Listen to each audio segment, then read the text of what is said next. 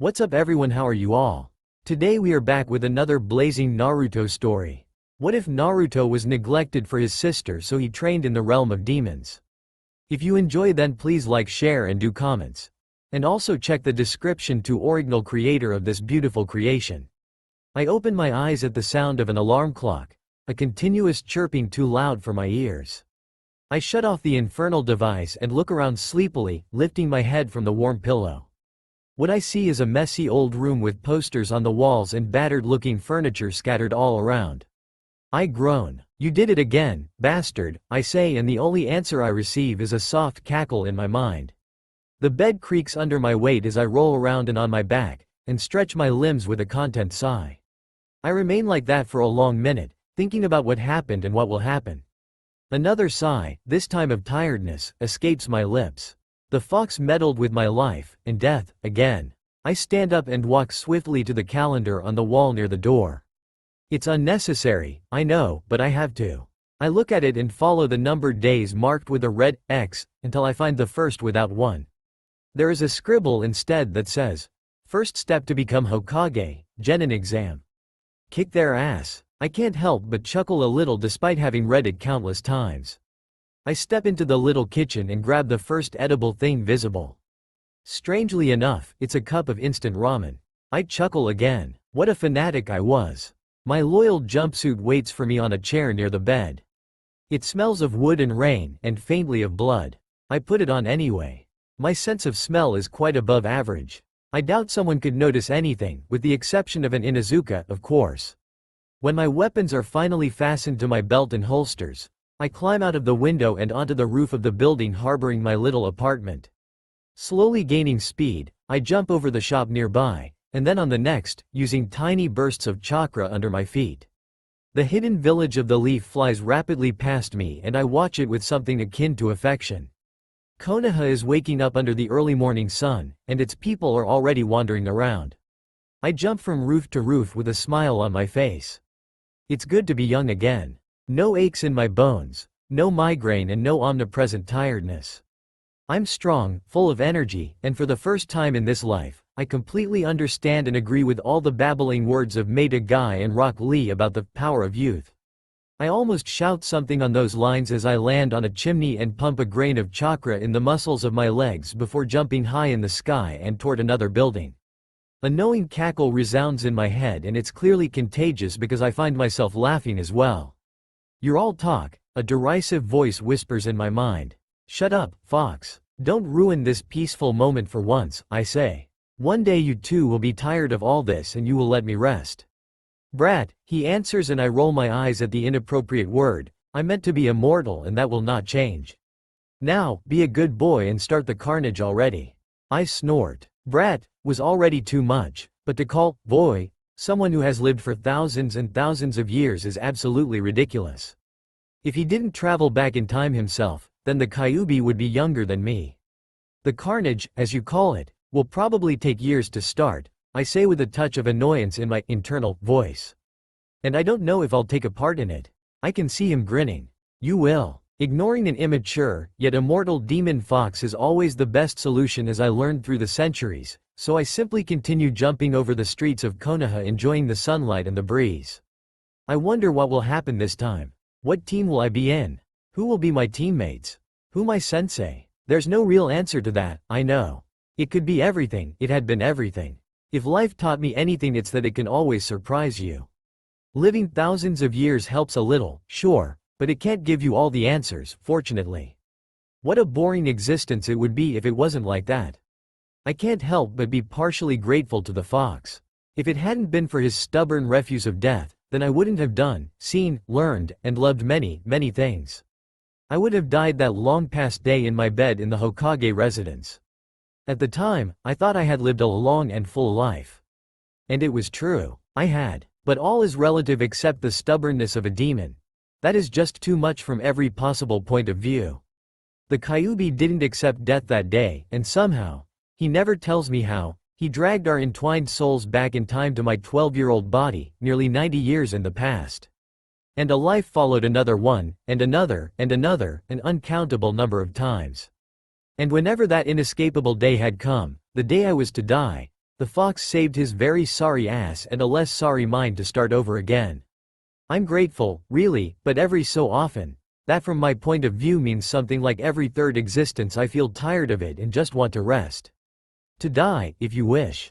My last life had been one of the happiest I remember, therefore I asked, threatened, begged the Kyuubi to let us die. You know when you say, end with a bang. Sort of, but here I am again, ready for another life I didn't want. Keyword being, didn't. Now, I don't know. Yesterday I was a wrinkled old man, weak and tired. Today I'm young, strong and feeling unstoppable. A new life of infinite possibilities stands before me, bright and full of promises. Why shouldn't I enjoy it? Now I'm here and it would be utterly stupid to waste this chance, whether I wanted it or not. I let myself fall from the roof I was on and into the street, and begin walking calmly and confidently toward the not too far away Ninja Academy. The first glare hits me when I turn the first corner, an old lady who narrows her hateful eyes from the front door of her shop. I look at her confused for a moment. Then I remember. Oh, yeah? I'm not Hokage anymore. At the moment I'm the demon brat who killed hundreds of shinobi and villagers. I'm the cause of the death of the beloved Yondaime. And on top of that, I'm the prankster King Uzumaki Naruto. I have probably painted this woman's house orange or something not too long ago. The glare doesn't hurt me anymore, it hasn't for many, many lives. I understand now how she feels, and despite knowing she is the one in the wrong, I don't really blame her. It's not her fault. It's no one's probably. Passing by, I smile at her and bow a little. I register the surprise in her expression before I look in front of me again. I encounter other villagers before reaching the Ninja Academy. Every one of them glares at me and all they receive is a polite smile and a little bow. Their reactions are amusing in a way. They startle, tilt their heads and look at me funny. They probably think I'm up to something. I snicker a little at that thought as I pass through the iron gates of the academy. I'm fairly early for the exam, but there are other students already. It's an important day after all. The day of the Genin exam. On my right, leaning on a tree, is Aburame Shino. As I approach him, I feel his gaze on me, concealed by his sunglasses. Hi Shino. I greet him with a grin and a cheerful wave of the hand. We're good friends, in some lives. We've been teammates many times, but that doesn't say much considering I have been in a team with possibly every Konoha ninja, and not only those my age. Anyway, what matters is that we've been teammates in my last life. It's always the last life that matters, the last and the first, a little alike. Anyway, before I woke up in this new existence, there passed no day during which someone didn't talk about the infamous Team 8 Aburame, Hyuga, Uzumaki. Uzumaki, he answers with a light nod of his head. I notice he's a little stiffer than usual, and you notice these little things after a lifetime or more as his best friend, but I don't know if it's because of the approaching exam or because of my presence. I remember we never talked very much in the academy years. How are you and your Kikai bugs?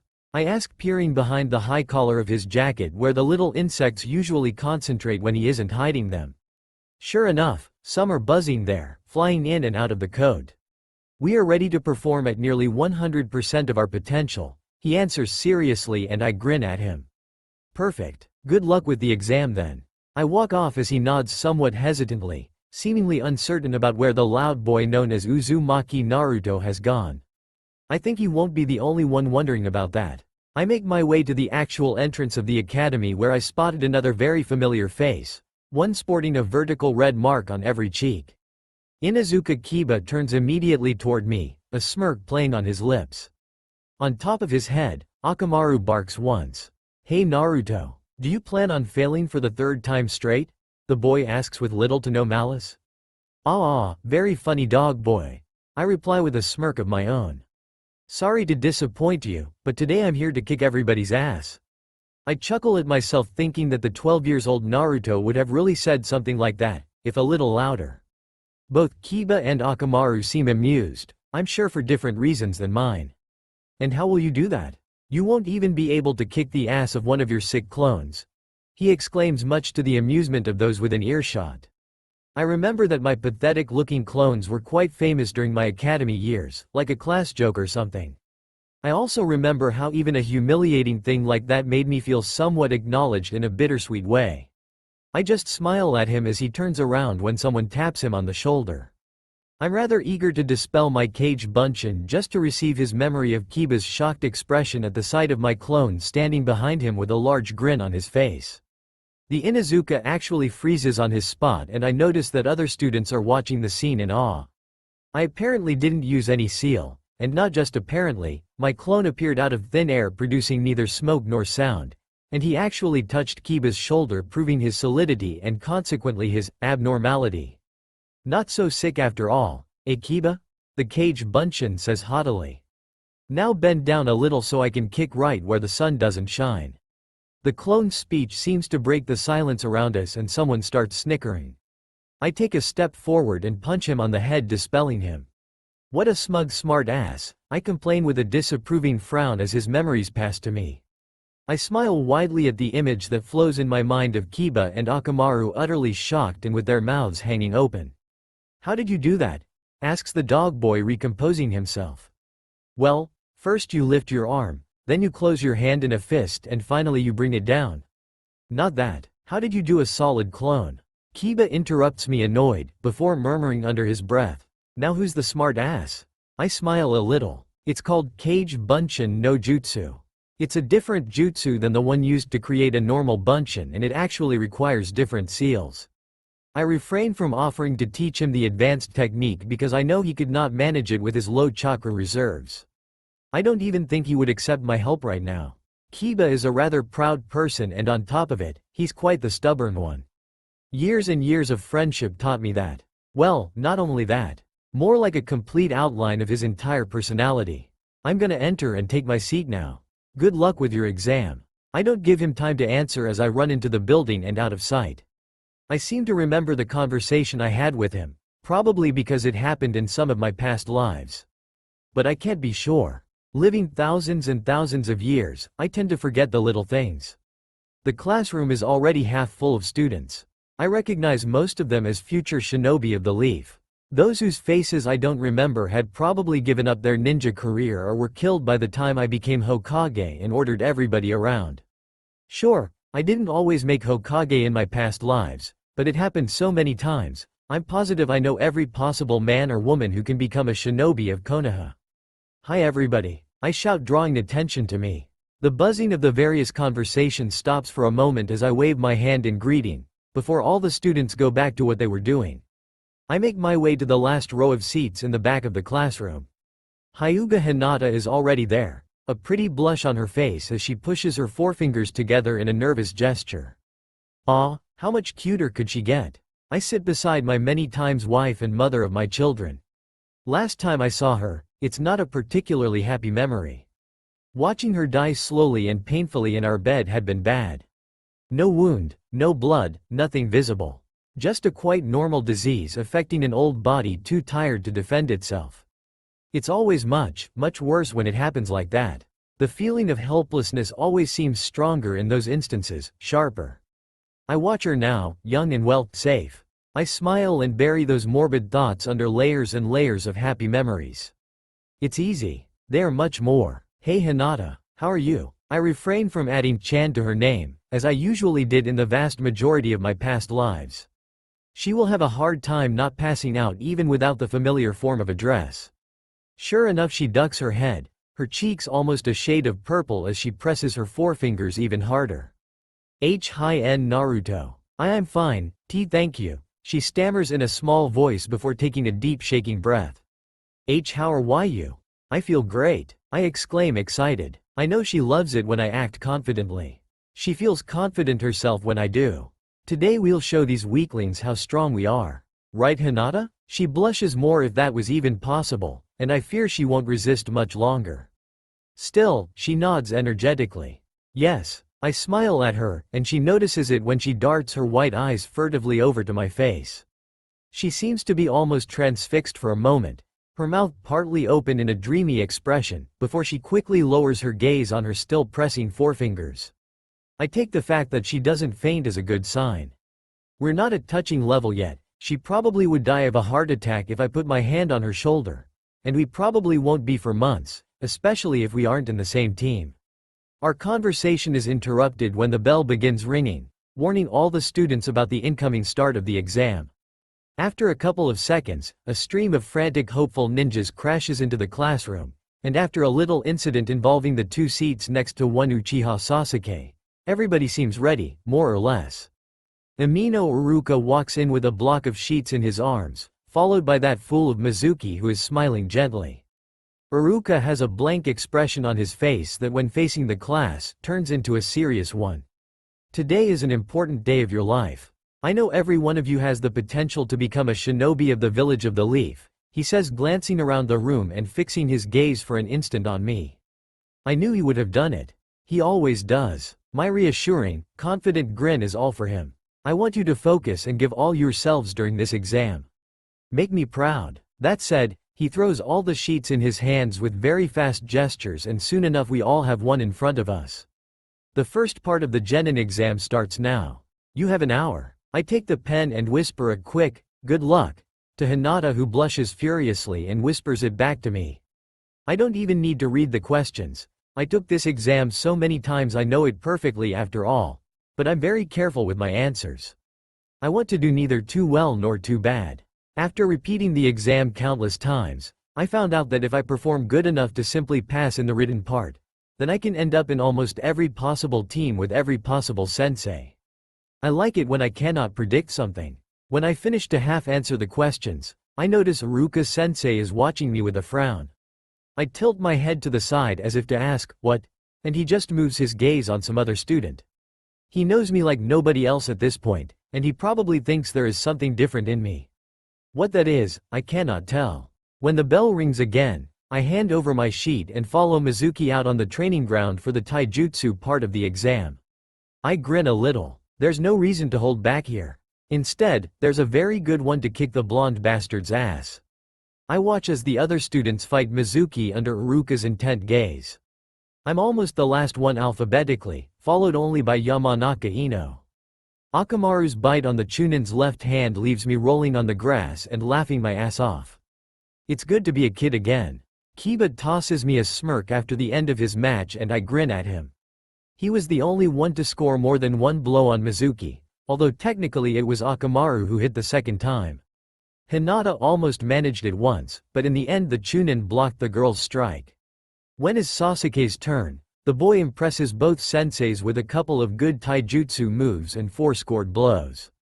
Uzumaki Naruto, Iruka finally calls my name. I make my way to the fighting circle and stand in front of Mizuki, who repeats the rules of the match. I nod my way through the lectures and warnings with a grin on my face. "Begin," Iruka shouts. I don't waste any time as I charge directly at him at high speed using my perfect chakra control on my legs and feet. When I reach the startled Chunin, I duck swiftly to the right and throw a punch at him at rib level. He parries it and tries to hit me with his other hand, but I swat his blow aside as if it was a little fly and punch him in the gut. He is clearly surprised when I dismiss his strike that easily, and he's not fast enough to avoid mine. He takes a step back in pain, but I grasp his right wrist and pull his larger body toward me. Jumping slightly, I kick his left shin hard, right as I punch him under the chin. His pitiful yelp as he's launched off his feet and then onto the ground is music to my ears. It all took 2 seconds. There's a shocked silence around us, only interrupted by a groan from Mizuki. I turn around and see everybody staring at me open-mouthed. I just grin at a stunned Iruka and show him the sign of victory. Finally, the scarred Chunin recomposes himself and declares the end of the match before rushing to his fellow sensei on the ground. As he helps him standing up, I notice everybody is giving me weird looks. I just shrug and approach the 2 men at the edge of the fighting circle. Mizuki seems still a little dazed by the blow under the chin. "Mizuki-sensei, I'm sorry if I went too far," I say simply with a fake smile. Iruka shakes his head and a proud grin appears on his face. "Don't worry, Naruto. Your attack was well within the rules. You did well." I grin at him and bow a little before strolling back out of the circle. I see Ino staring at me like I sprouted a second head somewhere on my shoulder, and I make my way toward her. "I injured his left shin," I murmur. "What?" "His left shin," I repeat. "It's injured. I thought you could use the information." The pretty girl stares at me even more dumbfounded, but I don't pay her any more attention, and after a moment her name is called for the taijutsu match and she enters the circle, glancing back at me once. I see the two senseis speaking to each other for a moment and Mizuki waving dismissively with his hand. I grin. The bastard wants to play it down. Let's see how Ino will take advantage of it. She is usually good at it. When she sees a weakness, she attacks it. And I'm not just talking about a fight. Her view of our marriages was not that different. That's part of her charm. Begin. Ino shoots across the circle, blonde hair swirling behind, and tries a couple of jabs against the Chunin, who blocks them easily and counters with a palm strike on her right shoulder. She dodges it and tries to kick him in the stomach, but Mizuki grabs the overextended limb and with a foot sweep, knocks her other foot out from under her. She falls on her left side as Mizuki frees her and slowly takes a step back, wincing almost imperceptibly. It hurts, eh, bastard? The blonde girl stands up, her blue eyes narrowed, apparently annoyed. She attacks again with a combo of punches and kicks on the high section of Mizuki's body. The Chunin blocks all the blows without moving from his spot and delivers another palm strike on her shoulder, hitting her and making the girl stagger back. With a snarl, she charges again faster than before, but this time she aims a kick at his left injured leg. Mizuki cannot react fast enough to avoid it, and when her foot slams on it, he wobbles unsteadily, hissing in pain. Heartened by the little victory, Ino's fist shoots up and strikes the Chunin's nose. Hard. The following snap of bone resounds across the silence of the training ground, making more than one student wince, as Mizuki drops to the ground. Ino jumps back, seemingly shocked at what she's done. I fight to contain the snicker that desperately tries to escape my mouth as everybody starts whispering about the exciting match and Ino's victory. This thing never happened in the past. I'm pretty sure I would remember it if little Ino kicked bastard Mizuki's ass.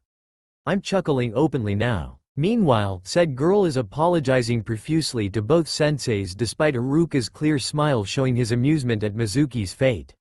Soon enough the battered Chunin is brought to the hospital by some academy assistants. Now, after the usual bickering with Sakura about Sasuke, Ino is watching me red-faced, but I don't understand if she is angry or embarrassed. I grin at her and then shrug it off, walking next to Kiba and following Iruka-sensei to where the weapon part of the exam will take place. You did good out there, Akamaru, I say, talking with the little dog on the boy's head. If only you had had a more useful partner. Hey, Kiba shouts indignant. Didn't you see how I distracted Mizuki-sensei with my air kick so that Akamaru could have an opening? He assumes a haughty expression. It's called teamwork, idiot. Oh, you did that on purpose? I thought you were just attacking randomly. He blushes a little, revealing that I hit home, at least partially. Of course not. We had planned it all, right, Akamaru? The dog barks once a little hesitantly, or maybe that's just my impression, and Kiba steers the conversation on safer waters. You weren't too shabby either, he concedes before smiling brightly. And you did kick his ass. He chuckles. Did you hear the snap of his nose at Ino's punch? How could I not? I say, laughing with him. It was like when you break a twig in a forest at night. Nobody can miss it. Anyway, she would not have been able to do it if you hadn't dazed him like that, he continues playfully. I frown. Not really. Didn't you notice how much faster Ino was when sensei pissed her off? She will be a good kunoichi, I tell you. It's a little bit like cheating when I say these things. I know she'll be a good kunoichi, I'm not simply predicting it. But, well, why should it matter? Kiba just grunts, which in his language means, you're right, but I won't say it. I watch in front of me and see Sasuke a little on the right and Sakura orbiting annoyingly around him. Where in hell is Ino? Uh-oh. I turn around slowly and sure enough she's right behind us, her face an angry red that shouts, danger.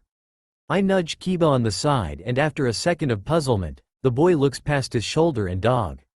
I see him flinch out of the corner of my eye before giving all my attention to the mad blonde now in front of me. Air, it's all she lets me say before her hammer fist drops on my head, leaving me with my ass on the ground. OWW. My whining doesn't seem to draw any sympathy, not from her who just huffs and walks away, nor from Kiba who roars in laughter with Akamaru. I rub the bump already forming on my head before taking Shino's offered hand and standing up. She could have hit you too, you know? I snap at the still howling Inuzuka. Maybe she's just waiting for a juicier opportunity. The malicious glint in my eyes effectively stops his laughter. That's it. She wanted to hit you on the head, but since Akamaru was there, she just postponed it. I wouldn't laugh that much if I were you. Kiba gulps, visibly patting his dog, grateful. He glances at the fading back of the dangerous blonde. Why did she react like that anyways? It's not like we were insulting her or anything. Oh yeah? Now that you are about to be kicked around like Mizuki, you defend me. I grumble. Anyways, she's a girl. Decades will pass before you'll understand girls, I say wisely, adding, I still have problems, to myself. Kiba murmurs noncommittally. Dogs are easier to understand. Of course, I agree. I bet bugs too, right Shino? The boy nods without hesitation. Definitely. I grin at him and at his stoic mask. Let's go, I say. There's an aburame here, and I seem to remember there's not much before A and B in the alphabet. Kiba barks a laugh and we make our way to Iruka-sensei who stands in front of various targets. Aburame Shino, he calls immediately. The quiet boy steps up and, after a brief explanation on the Chunin's part, starts throwing his shuriken, then his kunai. Shino is strong and precise, if a little slow maybe. When he starts decapitating dummies with swords and axes, Kiba expresses his judgment. Impressive, but I'm better. I just snort. When he finally ends, Shino bows to Iruka and comes back toward us. I can see a thin layer of sweat on his forehead. I don't know how he can stay with that coat of his all the time. How do you assess your performance in the art of the ninja weapons which Iruka-sensei bestowed upon you? I ask with a blank face. Shino's only reaction is that to show his eyebrows over the glasses. Kiba chuckles and I join him after a couple of seconds, but the aburame seems annoyed, judging by how set his jaw and stiff his shoulders are. I'm sure I'm the only one who could have noticed it except maybe his clan and some quite expert junins. Oh, come on Shino. I say, we're not laughing at you. We're laughing with you. He relaxes visibly, but I guess it was too much expecting that he really laughed with us. Or even smiled. Really? Kiba asks me grinning. I'm pretty sure I was laughing at him. I smack the Inuzuka on the back of his head, avoiding Akamuru, but both boy and dog growl at me. I should let them hear one of my prisoners' growls. That is the real thing. We watch as the next student throws his shuriken and kunai. Akamichi Choji is far from good with long-range weapons, or better, with long-range attacks. He hit the target only twice in 20 throws. Maybe it's because of his clan that uses mainly physical jutsus, but he clearly didn't spend much time training with shuriken and kunai. It almost seems like nobody ever gave him pointers in order to improve his visibly wrong technique. He's okay with close-range weapons though. When the round boy passes by me after completing his exam, I call his name and stop him short. May I give you an advice? About what? He asks a little on the defensive side. Your technique with shuriken and kunai. Here, I produce one of the latter from my holster and show him my stance. See? You put your weight in the wrong side of your body. When you throw a kunai, you are like this. I change stance in an approximation of the one he used. You are unbalanced and use much more energy than necessary. I give him my kunai, create a cage bunshin at more or less the same distance of some of the targets we are required to hit in the exam, and correct his form. In all this, Choji seems completely dumbfounded, following my directions passively. Throw it against my bunshin now, I say, gently patting his back. He shuffles his feet slightly, licks his lips and narrows his eyes in a determined fashion. When he throws the kunai, it flies toward my clone with way more speed and accuracy than he ever managed before. The cage bunshin sidesteps it and shouts an approving, yay. Oh, Choji whispers almost awed.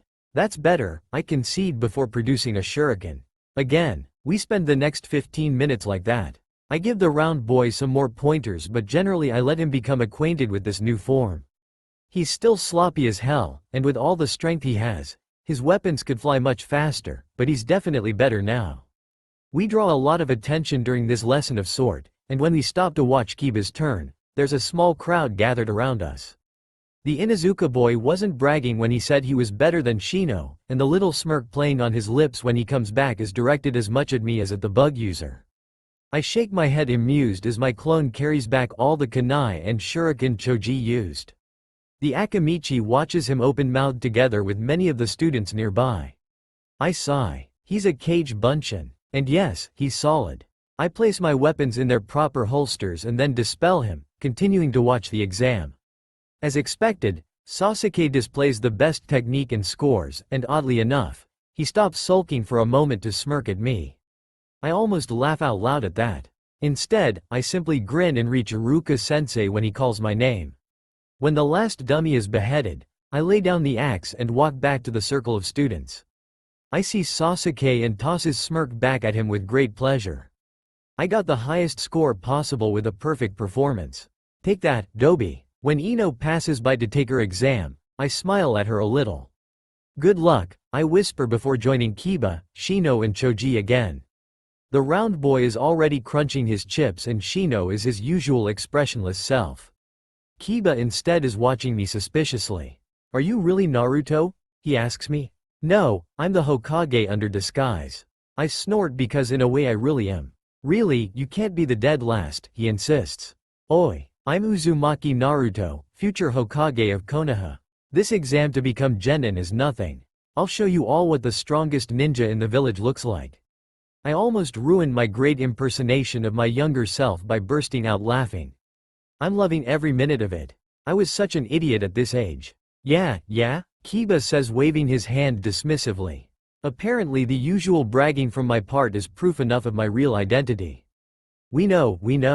Now I have to grin like a maniac. Just a few students around us are watching me like I am nuts. I can see some awestruck faces already. I didn't remember it took so little to be taken seriously. The weapon part of Ino's exam is not very good. With long-range weapons, she's roughly at Choji's current level. That means barely decent for a genin. And with swords and axes she's actually worse. When Iruka-sensei stops her, she seems upset, but there's nothing she can do. We go back to the classroom for the last part of the exam that will start in half an hour, and I find myself seated beside Shikamaru and Sasuke. The Uchiha shoots me an annoyed glare before continuing to brood as always. The other boy instead starts a conversation with me.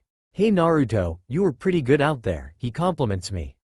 He seems bored out of his mind with his feet on the desk and his head lolled in my direction. Thank you. You were good enough and we both know that was what you aimed for, I reply with a smile. He schools his features almost immediately in a blank expression, but I'm far too experienced. What do you mean? He asks, feigning bored confusion. I only lift my eyebrows and keep on looking at him. He stays still for a couple of seconds before sighing and waving his hand once. Whatever. Naruto, someone shouts. I turn around only to see an angry-looking Haruno Sakura with her forefinger pointed at me. Move your ass and leave me your seat. I mirror the Nara boy's expression, feigning confusion. Why Sakura-chan? Because I want to sit next to Sasuke-kun, that's why. She puts her hands on her hips in a menacing way. And don't call me Sakura-chan. Okay, I say. If you want to sit where I am, then you have to do something to prove yourself. She hesitates, seeing my wide grin.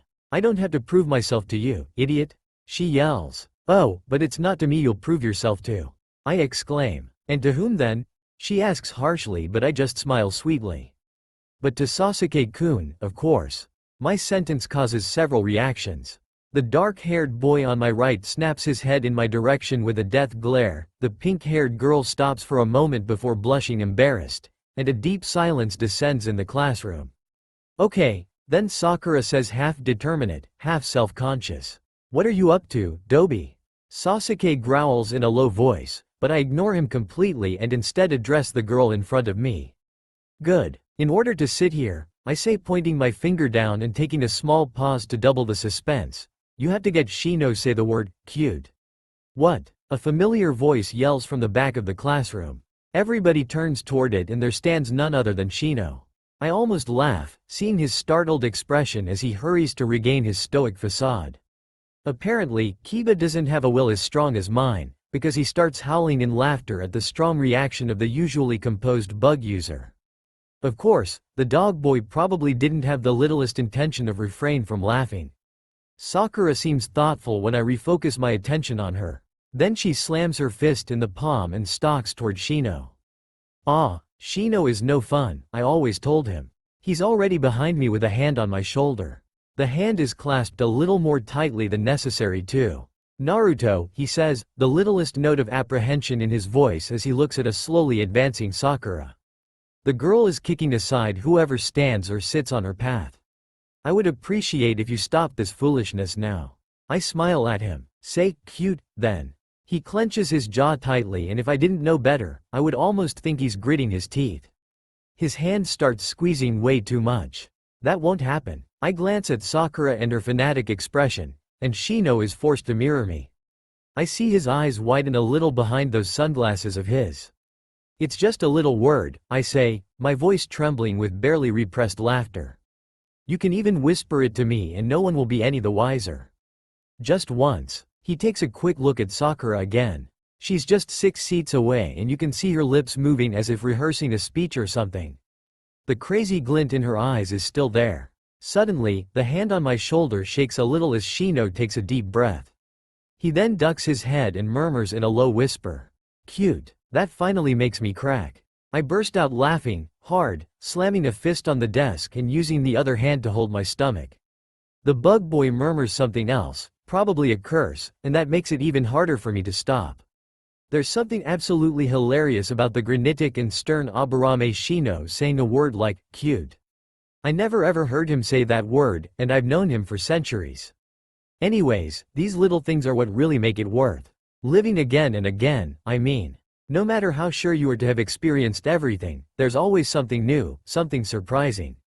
Life is good, but I should have made Shino say, cutie, I think. Maybe next time. Sakura is now upon us and that is enough that my instincts of self-preservation kick in.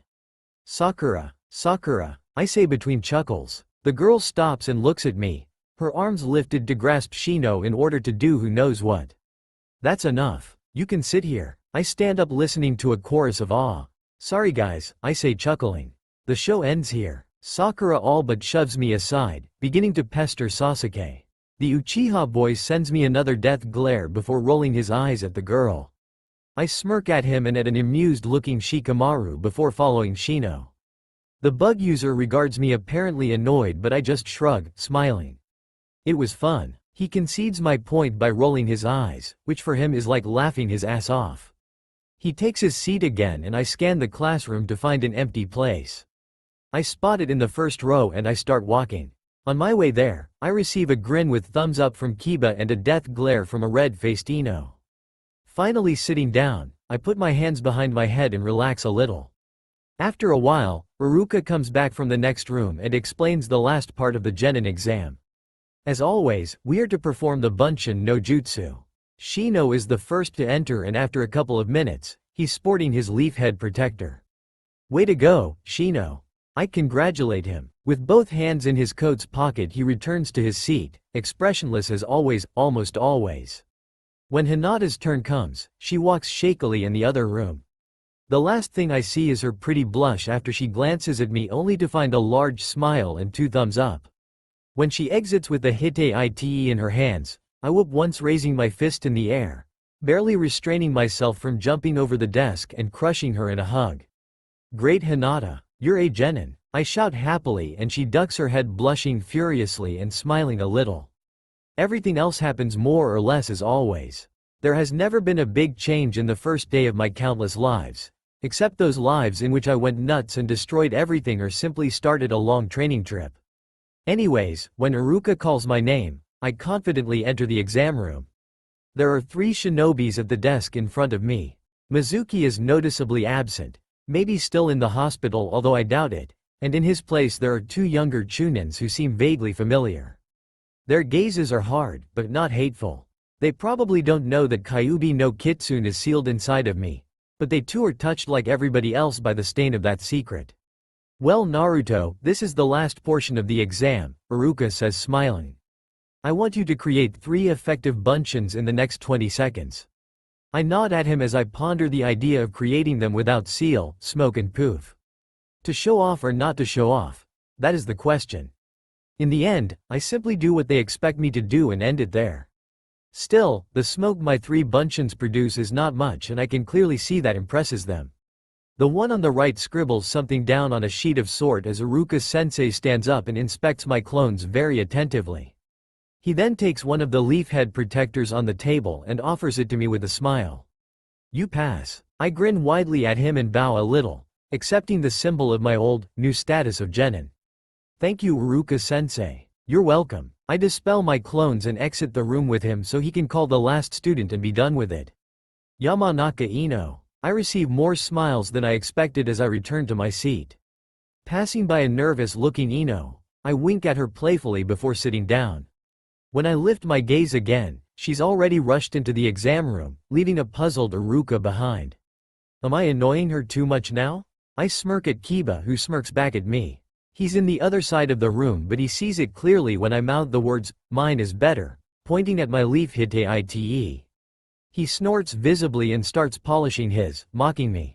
Ino comes back from the exam room with her new head protector and a huge smile. She walks right towards Sasuke and Sakura and starts fawning over the boy. Iruka enters a couple of minutes later. I once again congratulate those of you who became genins. You are now real ninjas, but you have a long path before you. The hard part of being a shinobi has just started, the scarred Chunin says seriously, watching us in the eye. To those who didn't pass the exam, I just want to say to work hard for your next chance. I'll see you back in a month when the new term starts. With the genins instead, we'll see each other tomorrow for your team assignment. Don't be late. That said, he exits the classroom, leaving us to our cheering and sulking. After a little of Shino teasing and Hinata embarrassing, I'm making my way to the ramen stand, Ichiraku. Man, how I missed that place. Don't misunderstand me. I grew past my obsession over ramen, although I still appreciate a good cup. But Ichiraku's stand means more to me than just a good eating place. I practically lived there in my first childhood. The old man was almost a father-like figure when I really was all alone. I walked through the streets of Konoha trading a smile for every glare, a bow for every sneer. In some of my past lives, I would have stood up to them. In others, I would have killed those who dared to look at me funny. I had my moments of anger and rage, but I like to think that I had somewhat earned them. Plus, they didn't happen very often and not recently anyways. The delicious smell of ramen fills my nostrils as I reach the stand and sit on a stool. My mouth waters more than ever, but I somehow manage to shout without spitting everywhere. Oi, old man, one bowl of miso ramen for your favorite genin. Today we've got to celebrate. Ichiraku's head appears from the back of the bar and eyes my head protector with something akin to pride. Naruto, I knew you would have done it, he exclaims smiling. Miso ramen coming up in a minute and it's on the house today. Thank you Ichiraku-san, I shout jovially. Ayame, what? Asks tiredly the old man's daughter, entering the kitchen from somewhere behind the stand. Come here, take a look at our customer. She scans curiously the almost empty stools and sees me on the left one. It takes a minute for her to notice the hite on my head, but when she does, her hazel eyes start sparkling beautifully. You did it, she squeaks. Yep, I answer, scratching the back of my head in a gesture I still use sometimes. Oh, but we have to celebrate then. Your first bowl is on the house today. I laugh. You're late for that. That was already settled. The second bowl then. She insists firmly and I grin at her. Okay, 30 minutes and a ton of noodles later, I thank Ichiraku and Ayame, and start wandering through the streets of Konoha. There are a couple of things I have to buy, so I go back to my apartment, take my savings and use Henge no Jutsu to change my appearance in a less recognizable brown-haired boy. Let's just say it'll make things easier.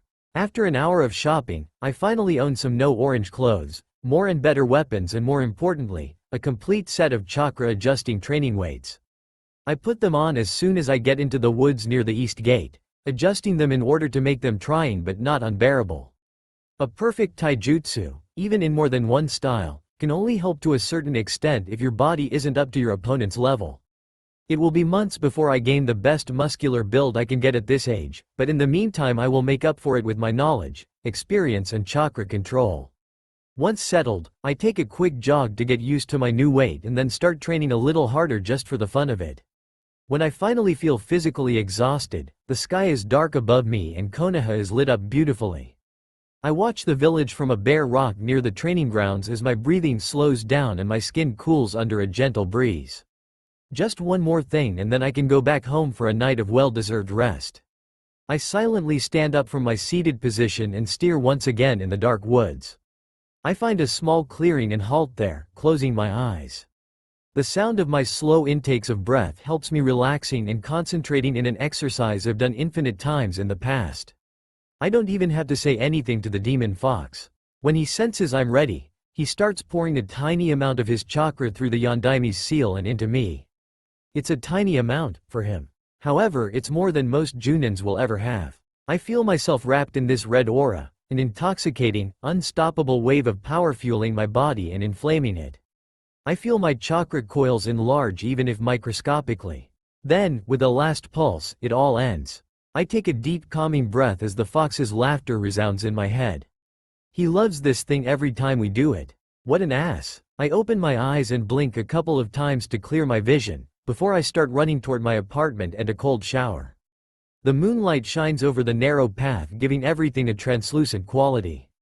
Jumping out of the woods and onto the first house roof visible, I can't help but feel excited about tomorrow and the team I will be assigned to. I reach the Ninja Academy with roughly 5 minutes to spare on the clock, but I'm not surprised to be the last genin to arrive. Not at all. I remember clearly how in my first life, I was practically the personification of excitement, and of smugness, the day of the team's assignment. There are many empty seats because of our low number, and after a quick scan of the classroom and an encouraging smile to Hinata, I start toward Shino, greeting him friendly with a wave of my hand. A few genins look at my new clothes with a weird expression. Well, I guess a Naruto dressed in blue can be quite shocking after years and years of just orange. I sit beside the bug user and notice that he's stiffer than ever. Not only that, the general atmosphere permeating the room seems charged with tension. Many students are chatting, seemingly relaxed, but my millenarian experience in talking, working, and in general living with the vast majority of them, helps me to notice the anxiousness hidden behind those words and chuckles. I, instead, couldn't be nervous even if I tried. I experienced this day too many times to feel troubled by it. A few minutes pass before Iruka-sensei enters the room, effectively silencing the constant buzzing you can always hear slithering through a class full of anxious students. The fact that these students just became ninjas doesn't matter at all. The Chunin enters alone and I find myself grinning, reasonably certain that Mizuki got himself in trouble trying to steal the forbidden scroll in the Hokage Tower. After all, the bastard got what he deserved in every one of my past lives. That is to say that when he was lucky he ended up in prison after getting soundly beaten up by some Junins or sometimes by the Hokage himself. Iruka's starting speech is always the same. I could probably recite it with him. I'm sure he uses it for every group of freshly made genins. I listen with half an ear as I let my eyes wander and search my possible teammates. I wouldn't mind at all if I ended up in the same team as Hinata. The memories of my last life during which we were happily married are still fresh in my mind, but considering I had love relationships with every girl in this room, and more than once, I think I can honestly say I have no real preferences.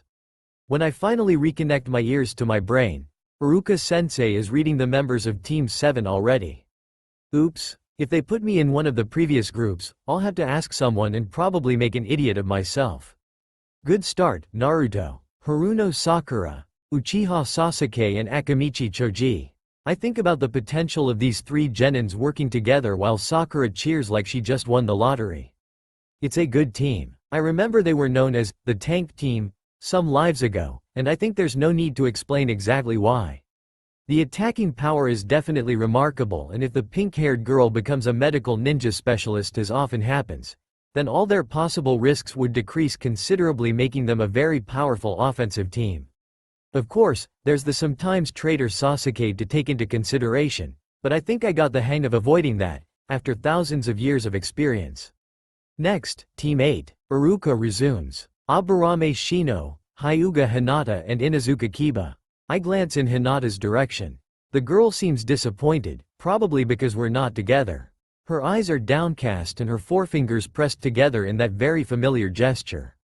She should be happy. Her team is great and very balanced. It will mainly be a reconnaissance group considering the girl's eyes, Kiba's and Akamaru's nose and ears, and Shino's bugs, but the team will be far from weak offensively. The techniques of the Inazuka clan are one of the strongest in the village. The Hyuga's Jukin is deadly in close combat, and just one bug's swarm of an expert and prepared Aburame can suck you dry of chakra, devour one of your limbs or poison your body in a few seconds. Not bad at all. There are only 12 genins left, that is to say 4 teams. Iruka doesn't call my name in the 9th group either, but before reading the next one, I notice him glancing quickly at me. Here I come. And now, Team 10. Nara Shikamaru, Yamanaka Ino and Uzumaki Naruto. I frown a little. This is almost new. It didn't happen very often in the past and I should be happy just for that. And I am. The thing is I'm not sure my two teammates will be as well. I move my gaze on them. Shikamaru doesn't seem very interested, like always.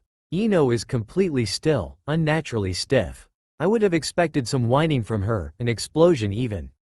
Nothing, instead. Not a word, not a sound, not a gesture. Shikamaru too seems surprised, at least judging by how he's looking at her with his brows furrowed. We exchange an interrogative glance before shrugging at the same time. When all the genins are finally assigned to a team, Uruka explains us that our new senseis will get here in the afternoon and that for now we're free to go out and do whatever we want. Ino practically bolts out of the classroom, disappearing in an instant. I approach the Nara boy and follow him out at a slower pace. On the academy ground there's no trace of the pretty girl, but Shikamaru doesn't appear bothered. The lazy boy makes his way to a grassy mound and lays there on his back. I watch him for a second before sitting next to him. We remain like that, in silence, for some minutes, he with his hands under his head observing the clouds passing by. I start playing with some blades of grass, making one of them float just by using my chakra in one of the basic exercises to control its flow. Not that I need it. Millennia of practice made my technique absolutely perfect. I'm not bragging when I say there's no one in the whole world with a better chakra control than me. Slowly I add another blade of grass to the first, then another, and I make them float without difficulty, everyone in a different direction. It's relaxing. The exercise doesn't require much attention from my part, and I can let my mind wander without purpose. I know Shikamaru is watching me very intently while trying not to show it, but it doesn't matter. I won't be able to hide my real skills from my very team, at least not all my skills. I remember all those times I have been Ino's and Shikamaru's teammate, all those strategies we used and the role every one of us had. When my mind comes back on Earth and my eyes move away from the clouds the Nara boy seems to love so much, I find myself with something very similar to an incomplete Rasengan levitating over the flat of my hand. The only difference is that it is made of blades of grass. It has been absolutely unintended, something dictated by my subconscious. I chuckle a little as I let the whirling mass disperse. With a sigh, I stand up smiling like the idiot I am. I'm starving, I say. I'm gonna buy some ramen. Do you want anything? Shikamaru just shakes his head, still lying in his comfortable position. Okay, see you soon, then. I dust my new blue clothes a little as I make my way to the exit of the academy, feeling Shikamaru's gaze on me all the time. Oh, move your ass, Shikamaru. Hurry up. I hear Ino's shouts, her piercing voice weak from the distance. I start toward it calmly. My stomach is full and I feel very energetic, despite I doubled with some of my chakra the weights I bought yesterday. I run swiftly and silently from branch to branch, on the trees surrounding the training ground of the academy. My teammates are now visible in front of me, Shikamaru in the exact same position I left him before going to eat an hour ago. Ino is standing a couple of meters beside him, the hands on her sides in a menacing pose. The girl is already maturing physically. I can clearly see some round areas that I know will put to the test my hormones of teenager. I'm about to jump down and in front of them when a question from Shikamaru stops me. What do you think of our team, Ino? I crouch on my branch and closer to the tree trunk to take advantage of its shadows. There is something incredibly exciting about listening to someone talking freely about you without the littlest suspect of your presence. Oh, I have no doubt that what Shikamaru really wanted to ask was, what do you think of Uzumaki Naruto, Ino? The pretty girl frowns a little. I think I should have been in the same team as Sasuke-kun, she whines with a childish voice. When she notices Shikamaru's serious and mildly annoyed expression, the kunoichi waves a fist in front of her face. Don't you dare say anything bad about Sasuke-kun. If he was in this team in your place, or in that loser Naruto's, then we would definitely be the strongest. The Yamanaka girl pauses for an instant before continuing with a dreamy expression, not to say, the prettiest. The Nara boy snorts derisively, making it harder for me not to mirror him. I somehow manage it and he's the only one to receive Ino's death glare. And yet, Naruto got one of the highest scores in the exam, and if it hadn't been for the written part, he would have been on top of everyone, says Shikamaru with his usual bored tone, certainly false in this occasion like in many others. And he really helped Choji with his throwing technique of kunai and shuriken. You did see it as well, didn't you, Ino? Did you see how much Choji improved in only 20 minutes? He just got lucky during the exam, Ino answers shrugging. And about Choji, I guess no one can be completely incompetent in everything. Maybe Naruto is passable with throwing weapons. Passable? I see Shikamaru lifting an eyebrow. He got the highest score possible. Your Sasuke-kun didn't even get near him. Now Ino is just mad. I'll have to remember not to say anything bad about Sasuke in front of her, at least not before a while. The girl doesn't seem intentioned to concede the point. We're talking about Naruto here. The dead last, the idiot, the loser Naruto, she shouts, and I almost burst out laughing from my position above her while the Kyuubi growls inside my head. Even after all this time together, he tells me, I don't understand how you can let these brats talk about you like that. I just smile knowingly at that. He would probably prefer if I just went around beating to a pulp whoever looked at me funny. I liked it more when you were a murderous bastard, he adds after a while, confirming my thoughts. I shush him mentally. The show is about to finish, but I have to find the right moment to make my appearance. I repeat it. Yesterday probably had been his lucky day. Very lucky, Ino almost shouts. I decide to jump on the stage at this point. I could wait, probably the perfect moment, but now it will make an impression as well. I drop from the branch, landing a few steps away from my two teammates. My grin threatens to morph into full laughter, but if I start now, I'm not sure I'll be able to stop. When I make my appearance, Ino stops completely. A marble statue would have seemed more alive than her. Shikamaru wears a surprised but mostly annoyed expression. If that is because he didn't notice my presence or because I was eavesdropping, I don't know. How long did you listen, Naruto? Long enough, I reply, amused. Ino is still frozen on her spot. When I meet her shocked blue eyes fixed on me, the young Yamanaka looks down and blushes furiously. That little reaction seems to free her from her stillness, and the girl brings her hands to the hair and hides some curls behind her ears in a self-conscious gesture. We should go, I think, I say after a couple of seconds of silence, pointing at the academy building. Our new senseis will get here soon. Shikamaru nods, and together we start toward the entrance. Naruto? Ino calls me with an uncertain voice. Turning back toward her with a grin, I find her with her eyes still downcast and a blush on her face. Don't worry, Ino, it's okay, I tell her, but seeing her unconvinced expression, I continue. Really? I'm not offended because I know you're wrong about me. My grin widens even more. It's like if someone called you ugly. You could not even believe it, because you know you are a very pretty girl. Satisfied by my successful compliment, at least judging by the doubled blush of her cheeks, I start walking again toward the academy, hearing Ino murmuring something that for all I know could be, thanks, as much as, idiot. Behind me, Shikamaru sighs. Troublesome. Once into the classroom, we see that about half of the genins are still missing. I approach the current Team 8, noticing that the two ninjas behind don't follow me. I pat Shino on the back to attract his attention. If I had done that to Hinata, I would have literally knocked her out. Oi, guys, what's up? It's Kiba who answers me with a smirk. Nothing much. We're just waiting. And you? What are you doing here? Did your team kick you out already? I shrug. Something like that, I reply, honestly taking the young Inuzuka by surprise. Really? Nah, not exactly. I decide to change the subject. I think yours is the best team. Mainly reconnaissance, but not bad in a fight either. I wink at Hinata and she blushes more than ever. If she doesn't quit with pressing her forefingers together, then she will have to pick them up from the pavement. What point did Iruka-sensei emphasize to us? The importance of avoiding one-dimensional teams to favor instead those well-balanced in the multiplicity of their members. Shino agrees with me in his own way. I try to mimic his stern voice and stiff posture when I answer back. That is to prevent an enemy from taking advantage of an evident weakness, one intrinsic in a two-specified team. I lift my hand and adjust a pair of invisible sunglasses on my nose. Kiba barks a laugh, and even Hinata doesn't contain a little giggle. Shino really does adjust his sunglasses and looks at me with both eyebrows visible above them. Precisely. I just grin friendly at him.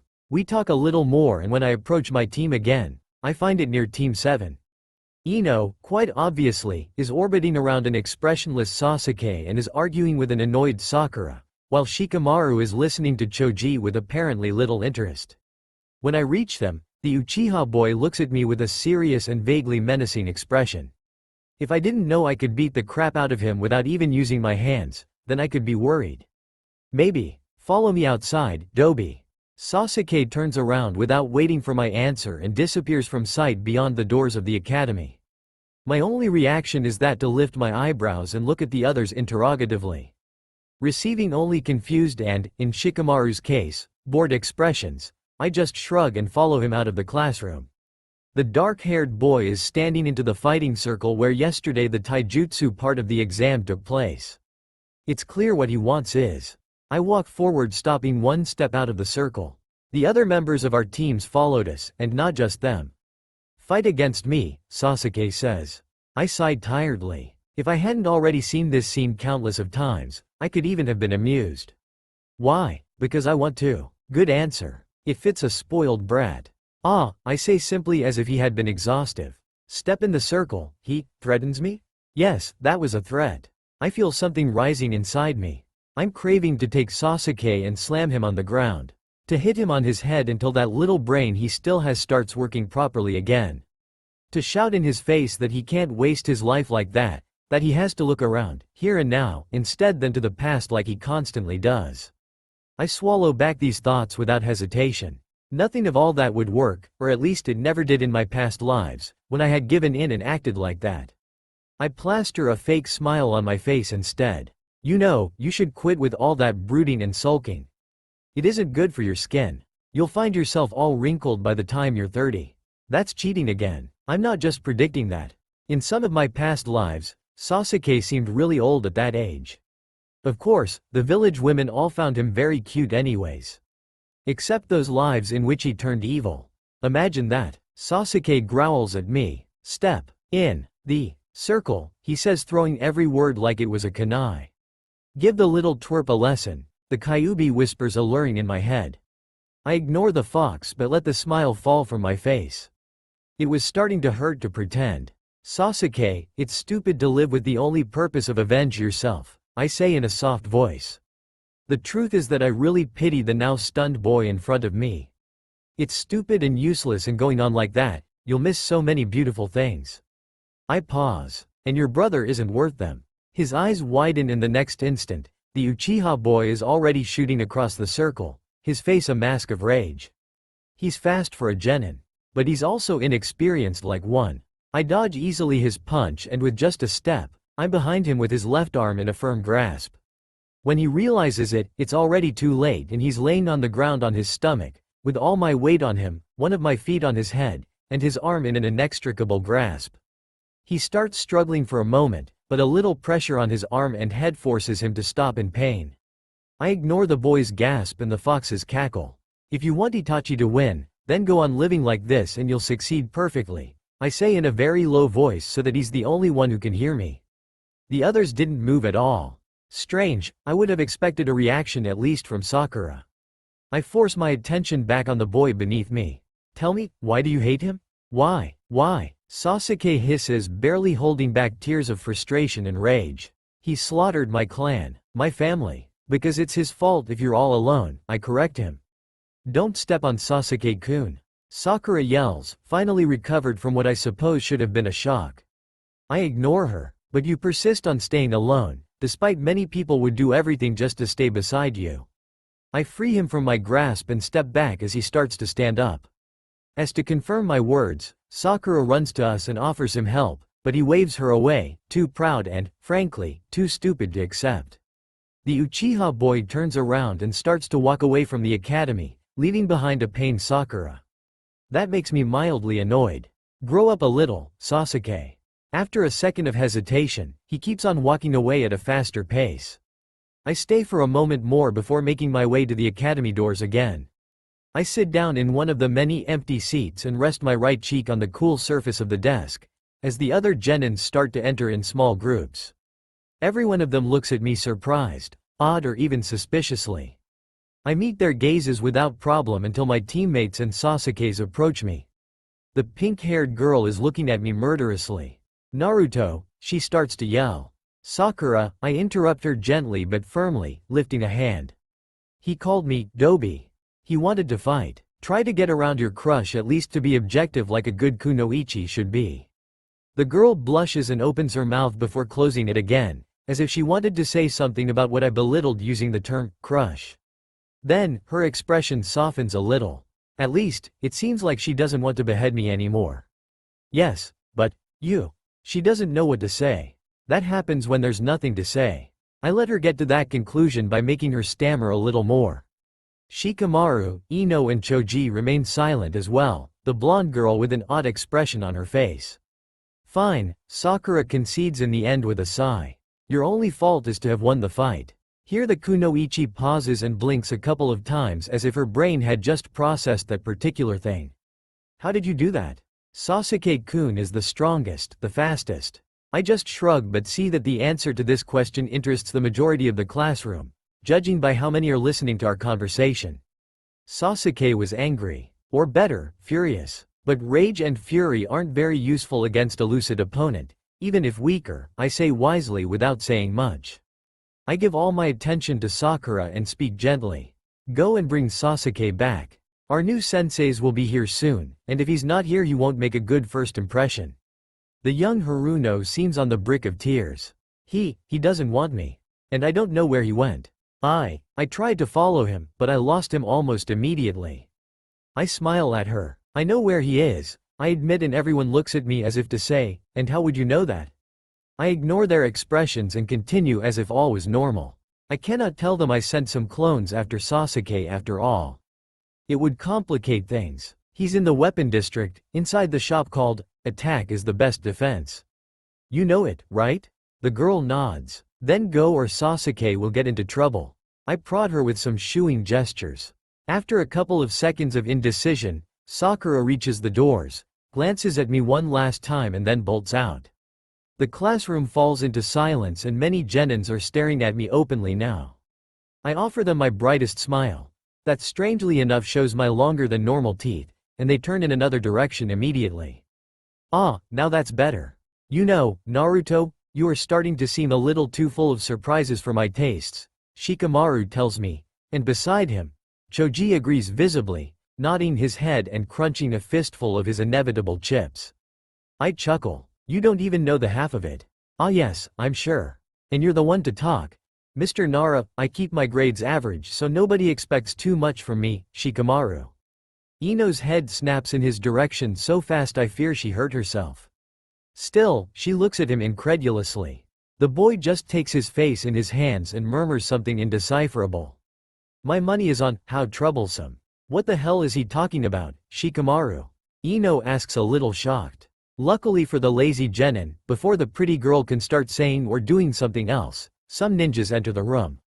They all are junins, they all have been my senseis in some of my past lives and one of them will be in this one. We watch as they stand at attention, some more than others, and look at us with serious expressions, again some more than others. Next to me, Choji whimpers softly once. I guess he's worried about the two absent members of his team. But it doesn't matter how many times I lived this day, it never happened that Sasuke's group didn't get Hitaki Kakashi as sensei. And, of course, Hitaki Kakashi is not here yet. He won't be before 3 hours or more. One by one, every Junin calls his own team and steps out with its members. I notice with great pleasure that the only one who is looking in my, Shikamaru's and Ino's direction is a bearded ninja with a cigarette lit up between his lips. Sarutobi Asuma. I don't cross my fingers behind my back only because living thousands of lives made me skeptic about the helpfulness of these gestures. Asuma is possibly the funniest sensei I've ever had. Except maybe Mitarashi Anko, but that is a different kind of fun. Anyway, my silent prayers are granted when it's Asuma's turn to claim a team. Team 10. Nara Shikamaru, Uzumaki Naruto, Yamanaka Ino. Come with me. His deep voice is music to my ears and I rush to the door barely repressing the cheer on my lips. When I step outside, Asuma is already sprinting at slow speed through the training ground of the academy. I sense a genjutsu to my right, but I recognize it as something created by Yuichi Kurenai. It will be up to Hinata, Shino and Kiba to face it. Instead, I start running after my new sensei, feeling Ino and Shikamaru behind. We catch up with him after a couple of seconds, only to see him pour on the speed to try and outdistance us again, zigzagging between the trees surrounding the academy. I keep his pace easily, apparently as much as my teammates.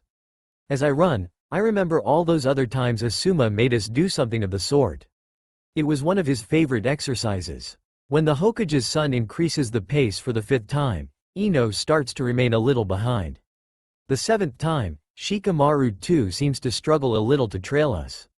I feel fresh as a daisy, and not because my body is better trained than theirs. Well, maybe because of that too. But because my two teammates are not able to use their chakra properly yet. They probably don't know how to pump it under their feet to accelerate, and there's no way they can use it to strengthen their muscles like I do. When Ino is about to disappear out of sight, Asuma halts on a naked hill that looks on the whole village. I stand beside him and observe the landscape below. After roughly half a minute, we are reached by a fatigued Shikamaru, and after some other minutes also by Ino, red-faced and breathless. She seems unsure if sitting is a good idea or not, but in the end, her legs take the decision for her. With an unladylike grunt, the young Yamanaka lays down on her back in an attempt to regain her breathing. After some minutes of silence, disturbed only by the distant noises coming from the village, I decide to speak up. "Sensei, is there a reason why you brought us here? Asuma hadn't done anything like this in any of my past lives. Now that I think about it, I'm sure I had this exact thought in a previous existence, when I noticed how the Junin never repeated the same test more than once. This explains how the Hokage's son is completely unpredictable and therefore exciting." The man turns slightly and looks at every one of us in the eye. "Look down there," he says, and we comply, Ino pulling herself up on her elbows. "That is the village of Konoha, the village you swore to protect by accepting the head protector you're wearing. You'll have to give your best and even your worst to that village and its Hokage. There's no other way." Here he pauses a little with a thoughtful expression. "Well, there is another way actually, but I don't recommend it," he adds, grinning. I lift my right hand to my hite and let my thumb slide on its surface in a horizontal gesture.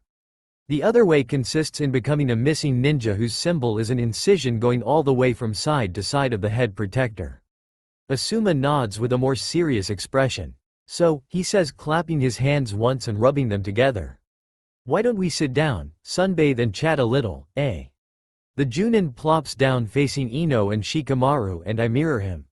He stretches, yawning for the next 10 seconds, then he takes another drag from his cigarette and resumes with his talking. "What do you say if we introduce ourselves to each other?" When we nod our heads, the Hokage's son continues. "Well, I think it fair if I go first. My name is Sarutobi Asuma. I like smoking my cigarettes, playing almost every existing game in the world, and fighting strong opponents. I dislike those who lecture me about smoking, and sadly there are far too many, and I hate arrogant people and cats. They're really awful." His annoyed expression is amusing. "This will be my first genin team, as until 2 years ago, I worked as guard of the Land of Fire's daimyo for more than 10 years. That's all, I think." He doesn't mention that little detail about his father. He never does. "Now you, Naruto, right? Introduce yourself." "Okay," I say with a wide grin. "My name is Uzumaki Naruto. I like having fun, all kinds of fun. I too like fighting strong opponents, but they are very rare nowadays," I add to myself. One day I'll become Hokage and I'll have the respect of everyone in the village." My last comment, said in a matter-of-fact tone, clearly surprises Ino and Shikamaru, who were expecting something more similar to boasting and bragging. Well, they have to start to reconsider me after all. Because it's a different me, the one they will have to work with from now on. Asuma-sensei nods at everything and makes an interested face at my last statement, as if he didn't know that was my dream. "Yeah, sure, I'm really buying it. Your turn, Shikamaru." The boy huffs once with a bored expression before starting. "I'm Shikamaru Nara. I like sleeping and playing shogi. I don't hate anything that's too troublesome. But I mildly dislike annoying people. And my mom, well, she falls into the annoying people category, really." I chuckle a little and Asuma smiles.